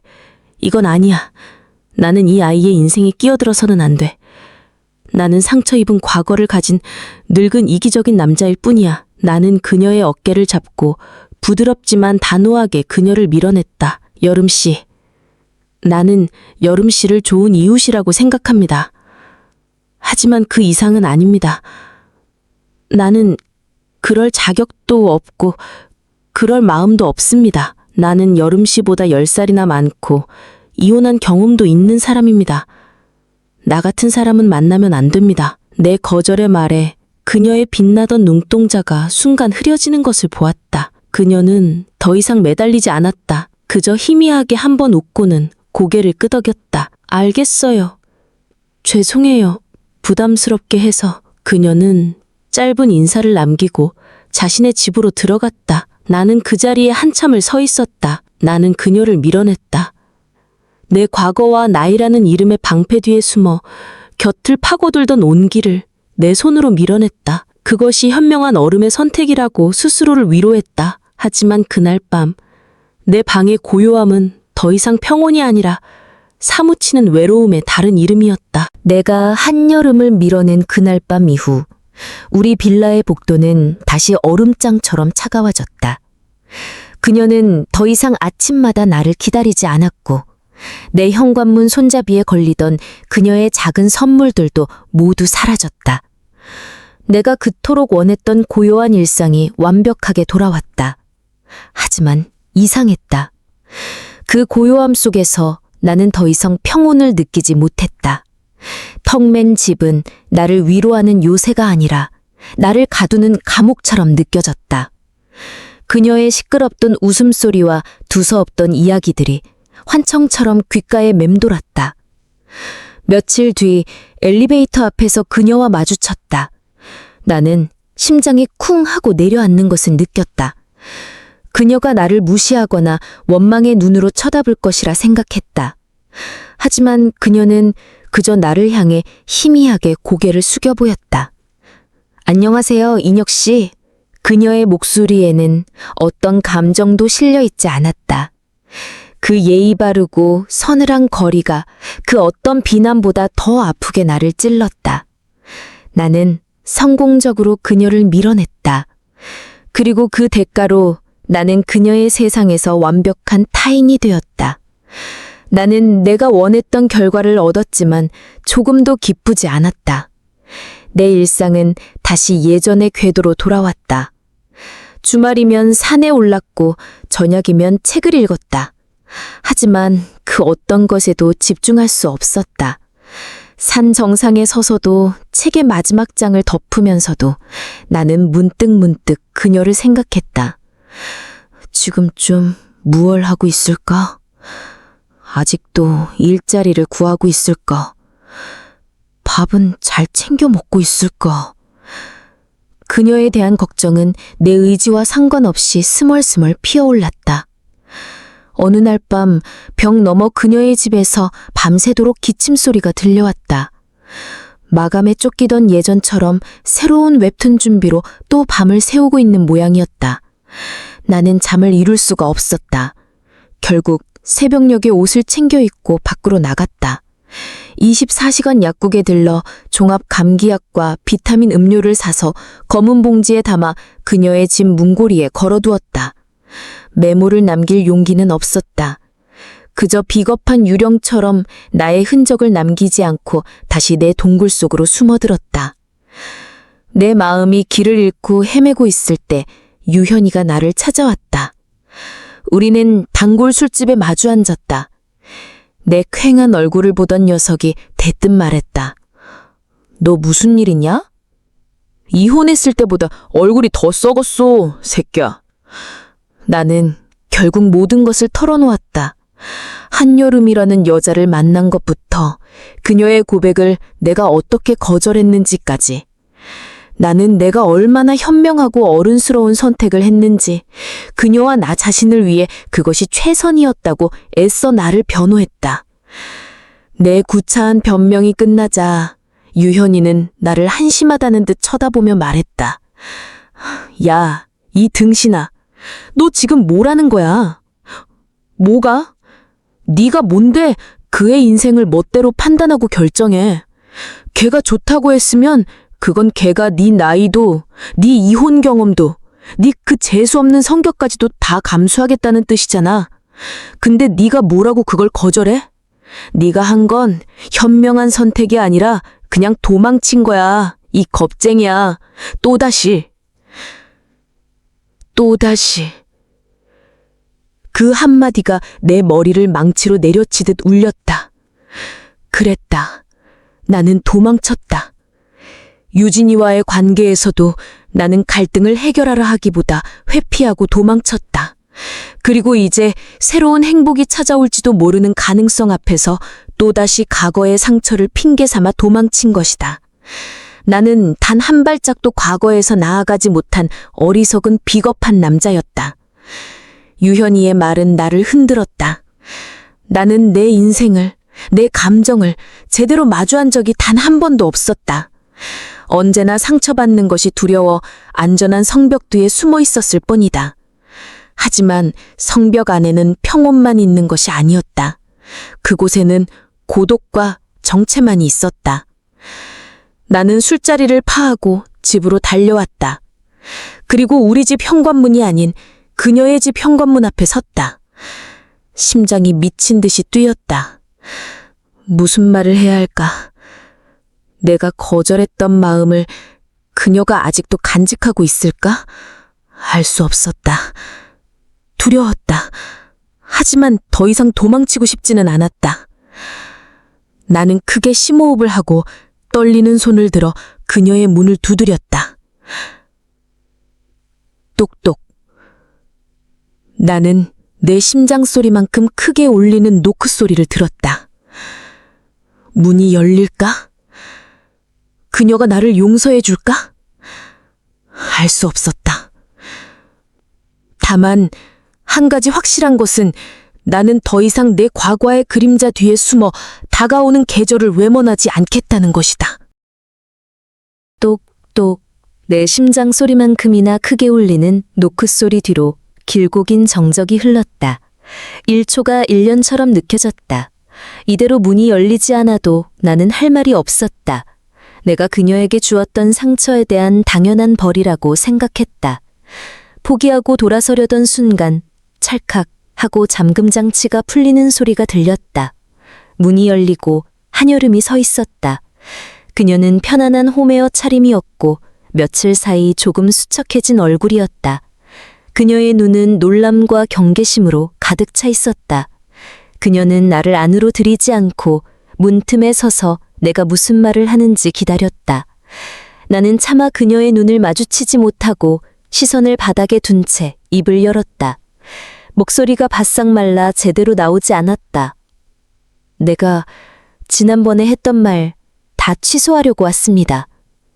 그녀는 아무 말이 없었다. 나는 용기를 내어 말을 이었다. 내가 틀렸습니다. 현명한 척, 어른인 척 했지만 사실은 그냥 겁쟁이였습니다. 다시 상처받는 게 두려워서, 또 누군가의 인생을 망치게 될까봐 무서워서 당신을 밀어냈습니다. 미안합니다. 나는 고개를 들어 처음으로 그녀의 눈을 똑바로 쳐다보았다. 나이 차이도 나고 이혼한 과거도 있는 여러모로 부족한 나지만 그래도 괜찮다면 당신 옆에 있어 보고 싶습니다. 당신이 나를 좋아해주는 그 마음, 내가 한번 용기 내서 잡아봐도 되겠습니까? 내 구차하고 서툰 고백이 끝나자 그녀의 눈가가 파르르 떨렸다. 그녀는 나를 원망스럽다는 듯 쳐다보았다. 이제 와서요? 내가 무슨 장난감이에요? 필요 없다고 버렸다가 다시 주워 담게. 그녀의 목소리는 차가웠지만 끝은 미세하게 떨리고 있었다. 미안합니다. 정말 미안합니다. 내가 할 수 있는 말은 그것뿐이었다. 그녀는 한참 동안 나를 바라보더니 깊은 한숨을 내쉬고는 말했다. 일단 들어와요. 나는 죄인처럼 그녀의 뒤를 따라 그녀의 혼돈스럽지만 아늑한 정원 속으로 들어갔다. 우리는 어색하게 식탁에 마주 앉았다. 그녀가 먼저 입을 열었다. 무서웠어요? 네? 상처받는 거, 나한테 상처 주는 거, 그게 무서웠던 거잖아요. 나는 조용히 고개를 끄덕였다. 그녀는 내 마음을 정확하게 꿰뚫어보고 있었다. 그럼 앞으로는 도망치지 마요. 그녀는 단호한 목소리로 말했다. 힘들는 힘들다고 말하고 무서우면 무섭다고 솔직하게 말해요. 나를 밀어내지만 마요. 나는 인혁 씨의 과거가 어떻든 상관없어요. 나는 지금의 당신을 보는 거니까. 대신 인혁 씨는 나의 현재를 믿어줘야 해요. 내가 어리고 가끔 철없어 보여도 나를 좋아하는 내 마음은 진심이고 이건 온전히 나의 선택이라는 걸. 나는 그녀의 말을 들으며 내가 얼마나 어리석었는지를 깨달았다. 나는 그녀를 지켜준다는 명목으로 그녀의 선택과 마음을 무시하는 가장 큰 오만을 저질렀던 것이다. 고맙습니다. 그리고 노력하겠습니다. 그것이 내가 할 수 있는 최선의 대답이었다. 그녀는 내 대답을 듣더니 처음으로 희미하게 미소를 지었다. 그리고 자리에서 일어나 내 앞으로 다가왔다. 그녀는 내 앞에 서서 내 뺨을 조심스럽게 감쌌다. 다시는 나 혼자 울게 만들지 마요. 나는 고개를 끄덕였다. 그리고 그녀의 얼굴로 천천히 다가갔다. 우리의 입술이 아주 조심스럽게 처음으로 포개졌다. 그것은 열정적이거나 격렬한 키스가 아니었다. 서로의 상처를 확인하고 보듬어주고 새로운 시작을 약속하는 아주 신중하고 따뜻한 입맞춤이었다. 그녀의 입술은 따뜻했고 달았다. 나는 그 달콤함 속에서 아주 오랜만에 찾아온 행복에 안도하면서도 동시에 이 행복의 무게를 가늠해 보았다. 우리는 이제 막 가장 뜨거운 여름의 한복판으로 함께 걸어 들어왔다. 이 계절의 끝에 무엇이 기다리고 있을지는 아무도 알 수 없었다. 하지만 한 가지는 확실했다. 나는 더 이상 혼자가 아니었다. 한여름과 나는 연인이 되었다. 그 사실이 내 일상에 가져온 변화는 고요한 호수에 떨어진 잉크 방울과도 같았다. 처음에는 작은 점에 불과했지만 이내 내 모든 시간을, 모든 공간을, 모든 생각을 푸른색으로 물들여갔다. 우리의 연애는 대부분 그녀의 집 혹은 나의 집에서 이뤄졌다. 그녀는 내 고요하고 정돈된 공간에 자신의 흔적을 남기는 것을 즐겼다. 소파 쿠션을 엉망으로 만들어 놓고 내가 아끼는 위스키 잔에 보리차를 따라 마셨다. 처음에는 그런 그녀의 행동에 인상을 찌푸렸지만 어느 날 퇴근하고 돌아온 집에서 그녀가 벗어놓고 간 샛노란 후드티를 발견했을 때 나는 텅 빈 집이 그녀의 온기로 채워진 것 같은 착각에 빠졌다. 나는 그 후드티를 옷장에 거는 대신 소파 위에 그대로 놓아두었다. 반대로 나는 그녀의 혼돈스러운 공간에 나의 질서를 이식했다. 설거지거리가 쌓여있는 싱크대를 보면 나도 모르게 고무장갑을 꼈고 그녀가 마감에 쫓겨 며칠씩 밤을 새울 때면 죽을 끓여 그녀의 작업 책상에 놓아주었다. 그녀는 와, 우리 집에도 요정이 사나 봐 라며 아이처럼 기뻐했고 나는 그 모습을 보며 내가 누군가를 돌보는 일에서 기쁨을 느낄 수 있는 사람이라는 사실을 새삼 깨달았다. 하지만 우리의 관계가 두 사람만의 버블을 벗어나 세상 밖으로 나갔을 때 문제는 시작되었다. 나는 그녀를 유현이를 포함한 옛 친구들 모임에 데려갔다. 내 친구들은 모두 나와 같은 시대를 통과한 가정을 꾸리고 아이를 키우는 40대 남자들이었다. 그들의 대화는 아파트 대출 이자와 아이의 학군, 그리고 직장에서의 곡과 같은 현실적인 주제들로 채워졌다. 유진이와의 결혼 세월 때였다면 익숙했을 그 대화 속에서 나는 한여름의 존재 때문에 극심한 이질감을 느꼈다. 그녀는 그 대화에 끼어들지 못하고 어색한 미소로 샐러드만 뒤적이고 있었다. 친구들의 아내들은 그녀에게 친절했지만 그 친절 속에는 어리고 예쁜 여자를 만나는 이혼남 친구에 대한 미묘한 경계심과 호기심이 섞여 있었다. 집으로 돌아오는 길, 나는 아무 말이 없었다. 그녀가 내 세상에 어울리지 않는다는 사실을, 내 친구들이 나를 어떤 시선으로 바라보았는지를 확인한 자리였기 때문이다. 그녀 역시 나를 자신의 세계로 초대했다. 홍대의 한 작은 라이브 클럽에서 열린 그녀 친구인 인디밴드의 공연이었다. 시끄러운 음악, 담배 연기, 술에 취해 춤을 추는 젊은이들. 그 모든 것이 15년 전쯤의 내 모습이었지만 지금의 내게는 너무나 낯설고 피곤한 풍경이었다. 그녀의 친구들은 나를 여름이 잡남 친구분이세요? 되게 어른스러우시다 라며 깍듯하게 대했지만 나는 그 예의 바름이 오히려 더 큰 거리감을 느끼게 했다.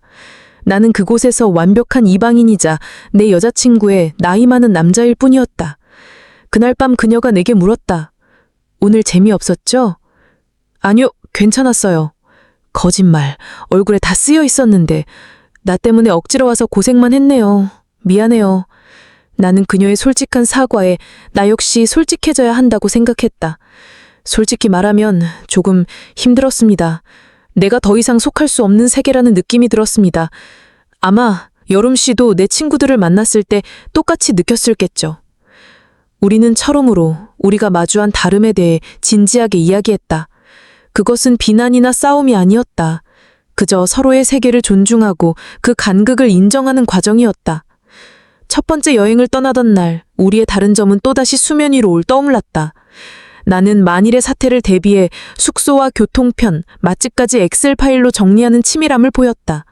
하지만 그녀는 내 계획표를 보더니 지색했다. 인혁 씨, 우리 그냥 가서 발길 닿는 대로 다니면 안 돼요? 이렇게 다 정해놓으니까 꼭 숙제하러 가는 것 같아요. 계획 없이 갔다가 숙소도 못 잡고 고생하면 어떡합니까? 나는 이제 그런 예측 불가능한 상황에 스트레스 받고 싶지 않습니다.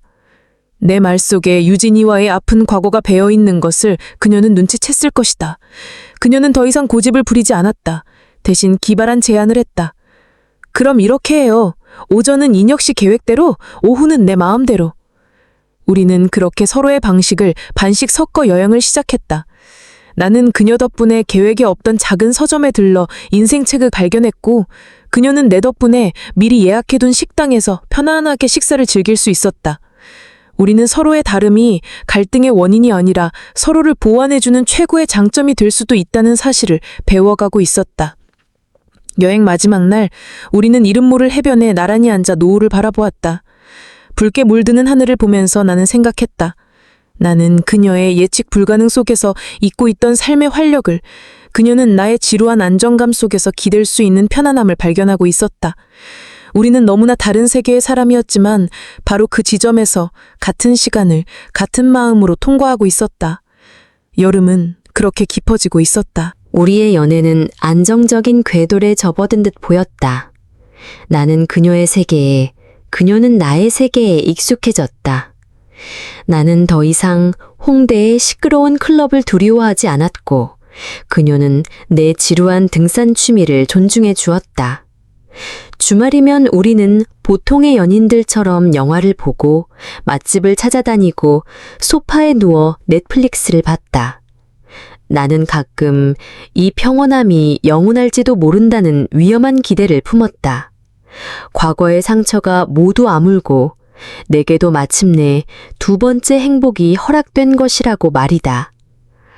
하지만 상처는 사라지는 것이 아니라 그저 흉터로 남는다는 사실을 나는 잠시 잊고 있었다. 평소에는 보이지 않던 그 흉터는 예상치 못한 순간에 끔찍한 통증과 함께 제 존재를 드러내곤 했다. 그날은 한여름이 유난히 들떠있던 날이었다. 그녀는 몇 달간 밤을 새워 준비하던 자신의 웹툰 기획안을 여러 플랫폼에 제출했고 그중 한 곳에서 긍정적인 반응을 얻었다. 아직 정식 연재가 결정된 것은 아니었지만 담당 PD가 그녀의 그림 실력을 높이 사며 격려해 주었다고 했다. PD님이 제 그림이 더 프로페셔널해지려면 장비부터 업그레이드 하는 게 좋겠다고 하더라고요. 마침 아는 작가님이 해외로 이민 가면서 최신형 신테크를 중고로 내놨는데 시세보다 거의 100만 원은 싸게 살 수 있는 기회예요. 그녀는 흥분해서 내게 말했다. 나는 그녀의 열정과 기쁨에 진심으로 박수를 쳐주었다. 정말 잘 됐네요, 여름씨. 노력이 드디어 빛을 보나 봅니다. 며칠 뒤 그녀는 거대한 박스를 깽깽대며 집으로 들고 왔다. 꿈에 그리던 태블릿을 손에 넣은 것이다. 나는 그녀를 도와 태블릿을 설치해 주었다. 새 장비 앞에서 아이처럼 기뻐하는 그녀를 보며 나 역시 흐뭇했다. 그때 내가 무심코 물었다. 그런데 이거 꽤 빗설친데 돈은 어떻게 마련했어요? 아, 그거요? 그녀는 너무나도 해맑고 순진무구한 얼굴로 대답했다. 제가 모아둔 돈이 조금 부족해서 카드론으로 일단 결제했어요. 대박이죠? 이런 건 기회가 왔을 때 잡아야 해요. 웹툰 연재 시작하면 이자까지 쳐서 금방 갚을 수 있어요. 카드론? 그 단어가 내 귀에 들리는 순간 내 주변의 모든 소음이 사라졌다. 눈앞이 아찔해지며 심장에 차갑게 식어내렸다. 시간은 5년 전 과거로 되돌아갔다. 나에게 한마디 상의도 없이 자신의 꿈을 위해 거액의 돈을 써버렸던 유진이의 얼굴이 눈앞에 한여름의 얼굴 위로 겹쳐졌다. 나는 표정이 굳어지는 것을 막을 수 없었다. 내 분위기가 달라진 것을 눈치챈 그녀가 물었다. 인혁 씨, 왜 그래요? 표정이 안 좋아요. 나는 차가운 목소리로 되물었다. 카드론을 받았다고요? 나한테 말 한마디 없이? 네? 그게 너무 좋은 기회라서 인혁 씨한테 말하면 걱정할까봐요. 걱정할까봐요? 그건 그냥 핑계죠. 그냥 나를 무시하고 독단적으로 결정한 거 아닙니까? 무시라니요. 그런 거 아니에요. 이건 내 꿈을 위한 투자라고요. 그녀의 항변에 내 안에 잠들어 있던 과거의 유령이 깨어났다. 나는 더 이상 한여름에게 말하고 있는 것이 아니었다. 나는 과거의 유진이에게 그리고 그 상처에서 벗어나지 못한 나 자신에게 소리치고 있었다. 꿈이라는 말로 모든 걸 정당화할 순 없습니다. 그건 무책임한 겁니다. 나는 그런 무책임함이 얼마나 한 가정을 쉽게 무너뜨리는지 뼈저리게 경험했던 사람입니다. 내 입에서 나온 차가운 말에 한여름의 얼굴이 하얗게 질려났다. 그녀의 눈에 당혹감과 함께 깊은 상처가 번져나갔다. 그녀는 떨리는 목소리로 물었다. 지금 나한테 화내는 거예요? 아니면 다른 사람한테 화내는 거예요? 그녀의 질문에 나는 정신이 번쩍 들었다. 내가 무슨 짓을 한 거지? 나는 이 아이에게 내 과거의 상처를 그대로 투영하고 그녀를 유진이의 대역으로 만들어 상처를 주고 말았다. 나는 아무 말도 하지 못했다. 어떤 변명도 사과도 할 수 없었다. 그날 이후 우리 사이에 투명한 벽이 생겼다.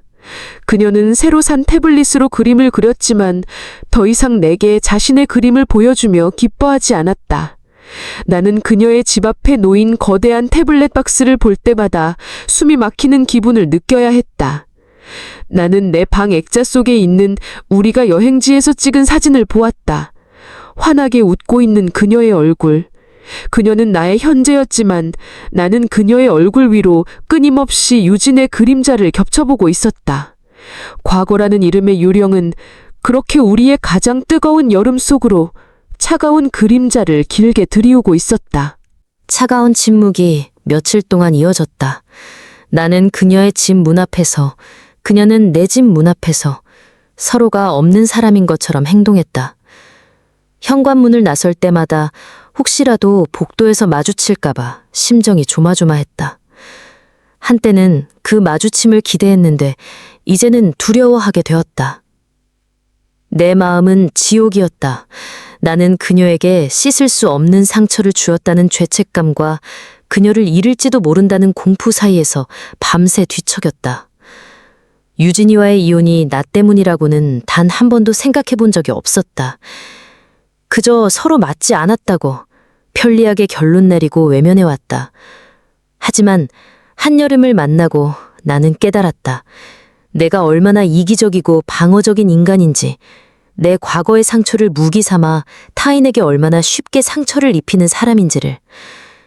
이대로는 안 됐다. 이대로 그녀를 잃을 수는 없었다. 하지만 무슨 말을 해야 할까? 미안하다는 말은 너무 가볍고 이해해달라는 말은 너무 뻔뻔했다. 나는 며칠을 끙끙 앓다가 결국 컴퓨터 앞에 앉았다. 그리고 아주 오랫동안 누구에게도 보여준 적 없는 내 가장 깊은 상처를 글로 써내려 가기 시작했다. 나는 유진이의 이름을 언급하지 않았다.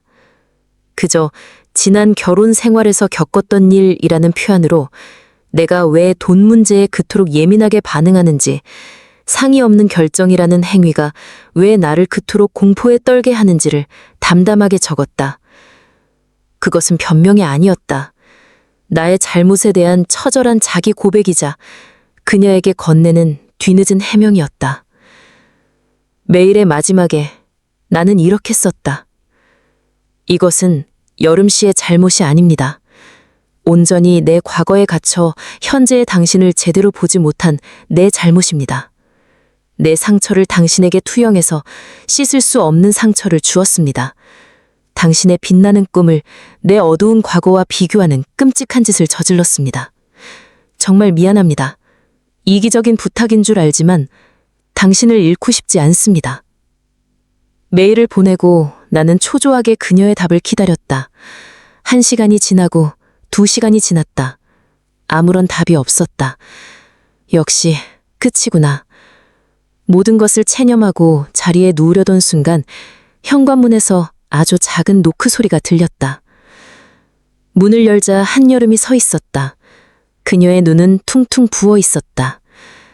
그녀는 아무 말 없이 내 집으로 들어와 식탁 의자에 앉았다. 그리고 나를 올려다보며 잠긴 목소리로 말했다. 매일 봤어요. 나는 그녀 앞에 죄인처럼 서 있었다. 그렇게 아픈 줄 몰랐어요. 말해줘서 고마워요. 그녀의 말에 나는 차라리 나를 원망해 주기를 바랬다. 그녀의 이해심이 나를 더 비참하게 만들었다. 내가 다 잘못했습니다. 아니요. 그녀는 고개를 저었다. 나도 잘못했어요. 인혁 씨랑 제대로 상의하지 않고 내 생각만 한 거, 그건 명백히 내 잘못이에요. 미안해요. 우리는 서로에게 사과했다. 그리고 한참 동안 말이 없었다. 그녀가 먼저 침묵을 깼다. 인혁 씨, 네. 앞으로도 이런 일이 또 있을 수 있어요. 나는 또 철없이 행동해서 인혁 씨의 상처를 건드릴 수도 있고, 인혁 씨는 또 과거의 상처 때문에 나를 밀어낼 수도 있겠죠. 그녀는 내 눈을 똑바로 쳐다보며 말했다. 그때마다 우리 도망치거나 숨지 말고 오늘처럼 이야기하기로 약속해요. 나는 인혁 씨 옆에 계속 있고 싶으니까. 그녀의 말에 나는 더 이상 참지 못하고 눈물을 흘렸다. 40의 남자가 10살 어린 여자친구 앞에서 아이처럼 울었다. 그녀는 자리에서 일어나 내게 다가와 나를 가만히 안아주었다. 그녀의 품은 작았지만 이상하게도 내 모든 상처를 감싸 안아주는 것처럼 따뜻하고 넓었다. 우리는 한참 동안 서로를 끌어안았다. 창밖에선 마지막 힘을 다해 우는 매미 소리가 들려왔다. 뜨거웠던 우리의 여름이 그렇게 끝나가고 있는 것 같았다. 하지만 나는 그녀의 어깨에 얼굴을 묻으며 이것이 끝이 아닐 수도 있음을 예감했다. 어쩌면 더 깊고 진짜인 우리의 계절은 이 상처를 딛고 일어선 바로 지금부터 시작되는지도 몰랐다. 과거라는 유령과 싸워 이긴 그날 밤 이후 나와 한여름의 관계는 새로운 차원으로 접어들었다. 우리는 더 이상 서로의 상처를 건드릴까봐 조심하는 위태로운 연인이 아니었다. 서로의 가장 약한 부분을 공유하고 보듬어하는 단단한 동지가 되었다. 계절이 다시 한번 바뀌고 이듬해 가을이 찾아왔다. 나는 40이 되었고 그녀는 30이 되었다. 우리의 일상은 잔잔한 강물처럼 흘렀다. 나는 주말이면 그녀의 새 웹툰 콘티를 가장 첫 번째 독자가 되어 읽어주었고 그녀의 이야기가 막힐 때면 함께 머리를 맞대고 아이디어를 고민해 주었다. 그녀는 더 이상 내 등산 취미를 아저씨 취미라고 놀리지 않았다. 대신 등산화와 등산복을 사서 입고는 이번 주말엔 어느 산으로 출동할까요, 대장님? 이라며 내 뒤를 쫓았다. 우리는 그렇게 서로의 세계를 존중하고 기꺼이 그 세계의 일부가 되어 주었다. 우리는 더 이상 싸우지 않는 법을 터득한 것이 아니라 잘 싸우는 법을 배워가고 있었다. 의견이 부딪힐 때면 감정적인 비난 대신 자신의 솔직한 감정과 욕구를 이야기했다. 당신이 그렇게 말하니 나는 무시당하는 기분이 들어. 나는 당신이 이럴 때 내 편이 되어주었으면 좋겠어. 우리는 서로에게 완벽한 이해를 바라지 않았다. 그저 이해하기 위해 노력하는 그 태도에 진심을 믿었다. 그러던 어느 날 그녀가 아주 어려운 표정으로 내게 말을 꺼냈다. 인혁 씨, 우리 부모님께서 인혁 씨를 한번 보고 싶어 하셔. 나는 올 것이 왔다고 생각했다. 우리는 2년 가까이 만났지만 나는 아직 그녀의 부모님을 뵌 적이 없었다. 그녀가 의도적으로 그 만남을 미뤄왔다는 것을 알고 있었다. 그래요. 언제든 괜찮습니다. 근데 문제가 하나 있어. 그녀는 한참을 망설이다가 아주 작은 목소리로 고백했다. 내가 우리 부모님께 아직 인혁 씨가 이혼한 경험이 있다는 말씀을 못 드렸어. 나는 그녀를 다그치지 않았다. 그녀가 왜 그랬는지 충분히 이해할 수 있었다. 그녀는 나를 보호하고 싶었고 동시에 부모님과의 갈등을 피하고 싶었을 것이다. 나는 그녀의 손을 잡으며 말했다. 괜찮아요. 그동안 혼자 마음고생 많았겠네요. 미안해. 여름 씨가 미안해할 일이 아닙니다. 이제 같이 부딪히면 되죠. 우리가 떳떳하다면 숨길 이유가 없습니다. 언제 찾아뵐까요? 내가 먼저 말씀드리는 게 맞아. 나는 더 이상 도망치지 않았다. 과거는 나의 약점이 아니라 그저 나의 역사일 뿐이다. 나는 그 역사를 안고 그녀와 함께 미래로 나아가기로 결심했다. 며칠 뒤 우리는 그녀의 부모님이 계신 일산의 아파트로 향했다. 차 안에서 그녀의 손은 차갑게 떨리고 있었다. 나는 그녀의 손을 꽉 잡아주었다. 걱정 말아요. 내가 다 알아서 할게요. 예전의 나라면 감히 하지 못했을 든든한 말을 건넸다. 그녀의 집은 따뜻하고 평범한 대한민국의 보통 가정집이었다. 아버님은 과묵하고 엄격해 보이셨고 어머님은 상냥한 미소 뒤에 날카로운 시선을 감추고 있었다. 저녁 식사 내내 나는 마치 면접을 보는 수험생처럼 온 신경을 곤두세웠다. 나이 차이에 대한 우려, 내 직업의 안정성, 그리고 미래 계획에 대한 질문들이 이어졌다. 모든 질문에 최대한 성실하게 답한 뒤 나는 과일이 나올 무렵 아주 어려운 이야기를 꺼냈다. 아버님, 어머님, 드릴 말씀이 있습니다. 모두의 시선이 내게로 향했다. 나는 유진이의 손을 한번 꽉 잡았다가 놓고 허리를 곧게 편 채로 입을 열었다. 저는 과거에 결혼했던 경험이 있습니다. 그리고 지금은 이혼한 상태입니다. 거실의 공기가 순간 얼어붙었다. 나는 두 분께 내 과거를 솔직하게, 하지만 변명하지 않고 담담하게 설명했다. 내 이야기가 끝나자 아버님이 무거운 침묵을 깨고 말씀하셨다. 그 목소리는 내가 예상했던 것보다 훨씬 더 차갑고 단호했다. 우리는 이 만남 반대하네. 여름이 아버님의 한마디는 사형 선고와도 같았다. 어머님 역시 굳은 표정으로 고개를 끄덕였다. 유인이었군이 좋은 사람이라는 건 알겠네. 하지만 우리 딸이 왜 굳이 그런 아픔이 있는 사람을 만나 상처받을 길을 가야 하는지 부모로서 찬성할 수가 없어. 죄송합니다. 내가 할 수 있는 말은 그것뿐이었다. 그때 내 옆에 앉아있던 한여름이 조용히 입을 열었다. 아빠, 엄마. 그녀의 목소리는 떨리고 있었지만 눈빛은 그 어느 때보다 단단했다. 이건 내 인생이고 내 선택이야. 나는 인혁 씨의 과거가 아니라 인혁 씨라는 사람의 현재와 미래를 사랑해. 그리고 인혁 씨가 가진 상처까지도 내가 보듬어주고 싶어. 그녀는 나를 한 번 바라보고 다시 부모님을 향해 말했다. 두 분이 사랑하는 딸의 선택을 부디 존중해 주셨으면 좋겠어요.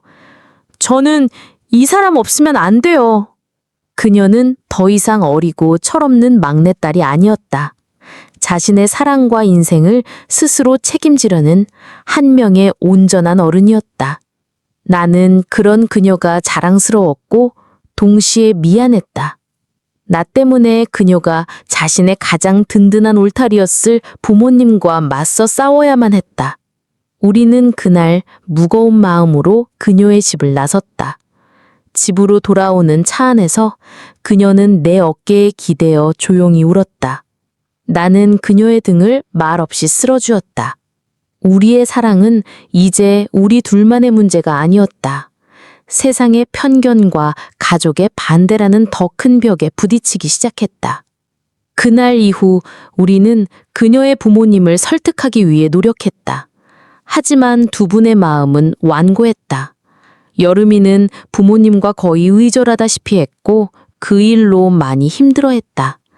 나는 그녀를 볼 때마다 이 모든 것이 나 때문이라는 죄책감에 시달렸다.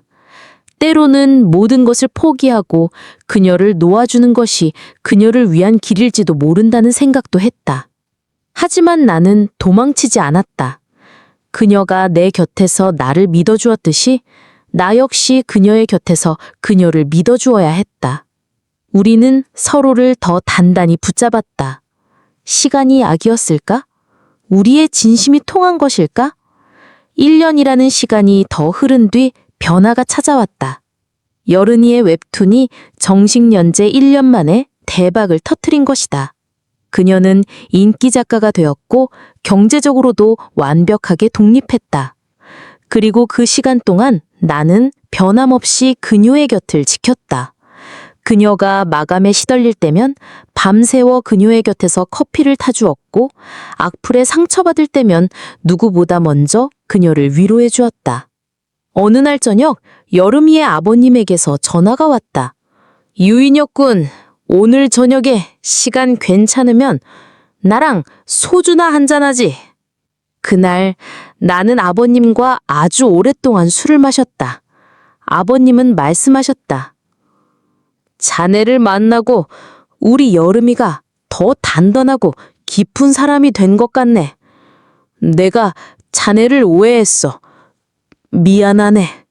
그 한마디에 내 마음속의 모든 무거운 짐들이 눈 녹듯 사라졌다. 부모님의 허락이라는 마지막 관문을 통과했지만 우리는 서둘러 결혼을 준비하지 않았다.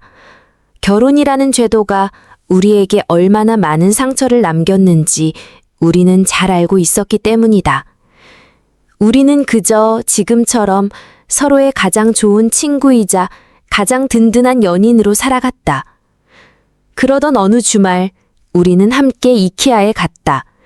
내가 살던 낡은 빌라를 떠나 함께 살 새로운 집의 가구를 보기 위해서였다. 거대한 쇼룸을 돌아다니며 우리는 아이처럼 웃고 떠들었다. 예전의 나라면 가격표부터 확인했겠지만 이제는 그녀가 좋아하는 디자인의 소파를 함께 고르고 그녀의 작업실에 놓아둘 예쁜 조명을 함께 골랐다. 집으로 돌아오는 차 안에서 내가 그녀에게 물었다. 우리 이제 정말 가족이 될까요? 그녀는 나를 보며 환하게 웃었다. 우리는 이미 가족인데요, 뭘? 우리의 두 번째 결혼식은 화려한 웨딩홀이 아닌 작은 산 정상에서 열렸다. 증인은 유연희 부부와 그녀의 친구 몇 명이 전부였다. 우리는 등산복 위에 작은 화관과 보타이를 하고 서로가 직접 쓴 혼인서약서를 낭독했다. 나 한여름은 유연혁의 지루한 등산 취미를 평생 함께하고 그의 아픈 과거를 놀리지 않으며 그가 길을 잃을 때마다 따뜻한 집이 되어줄 것을 맹세합니다. 나 유현혁은 한여름의 예측 불가능한 즉흥 여행에 기꺼이 동참하고 그녀의 꿈을 끝까지 지지하며 그녀가 세상의 바람에 지칠 때 가장 든든한 나무 그늘이 되어줄 것을 맹세합니다. 우리는 반지를 교환하고 모두의 축복 속에서 입을 맞췄다.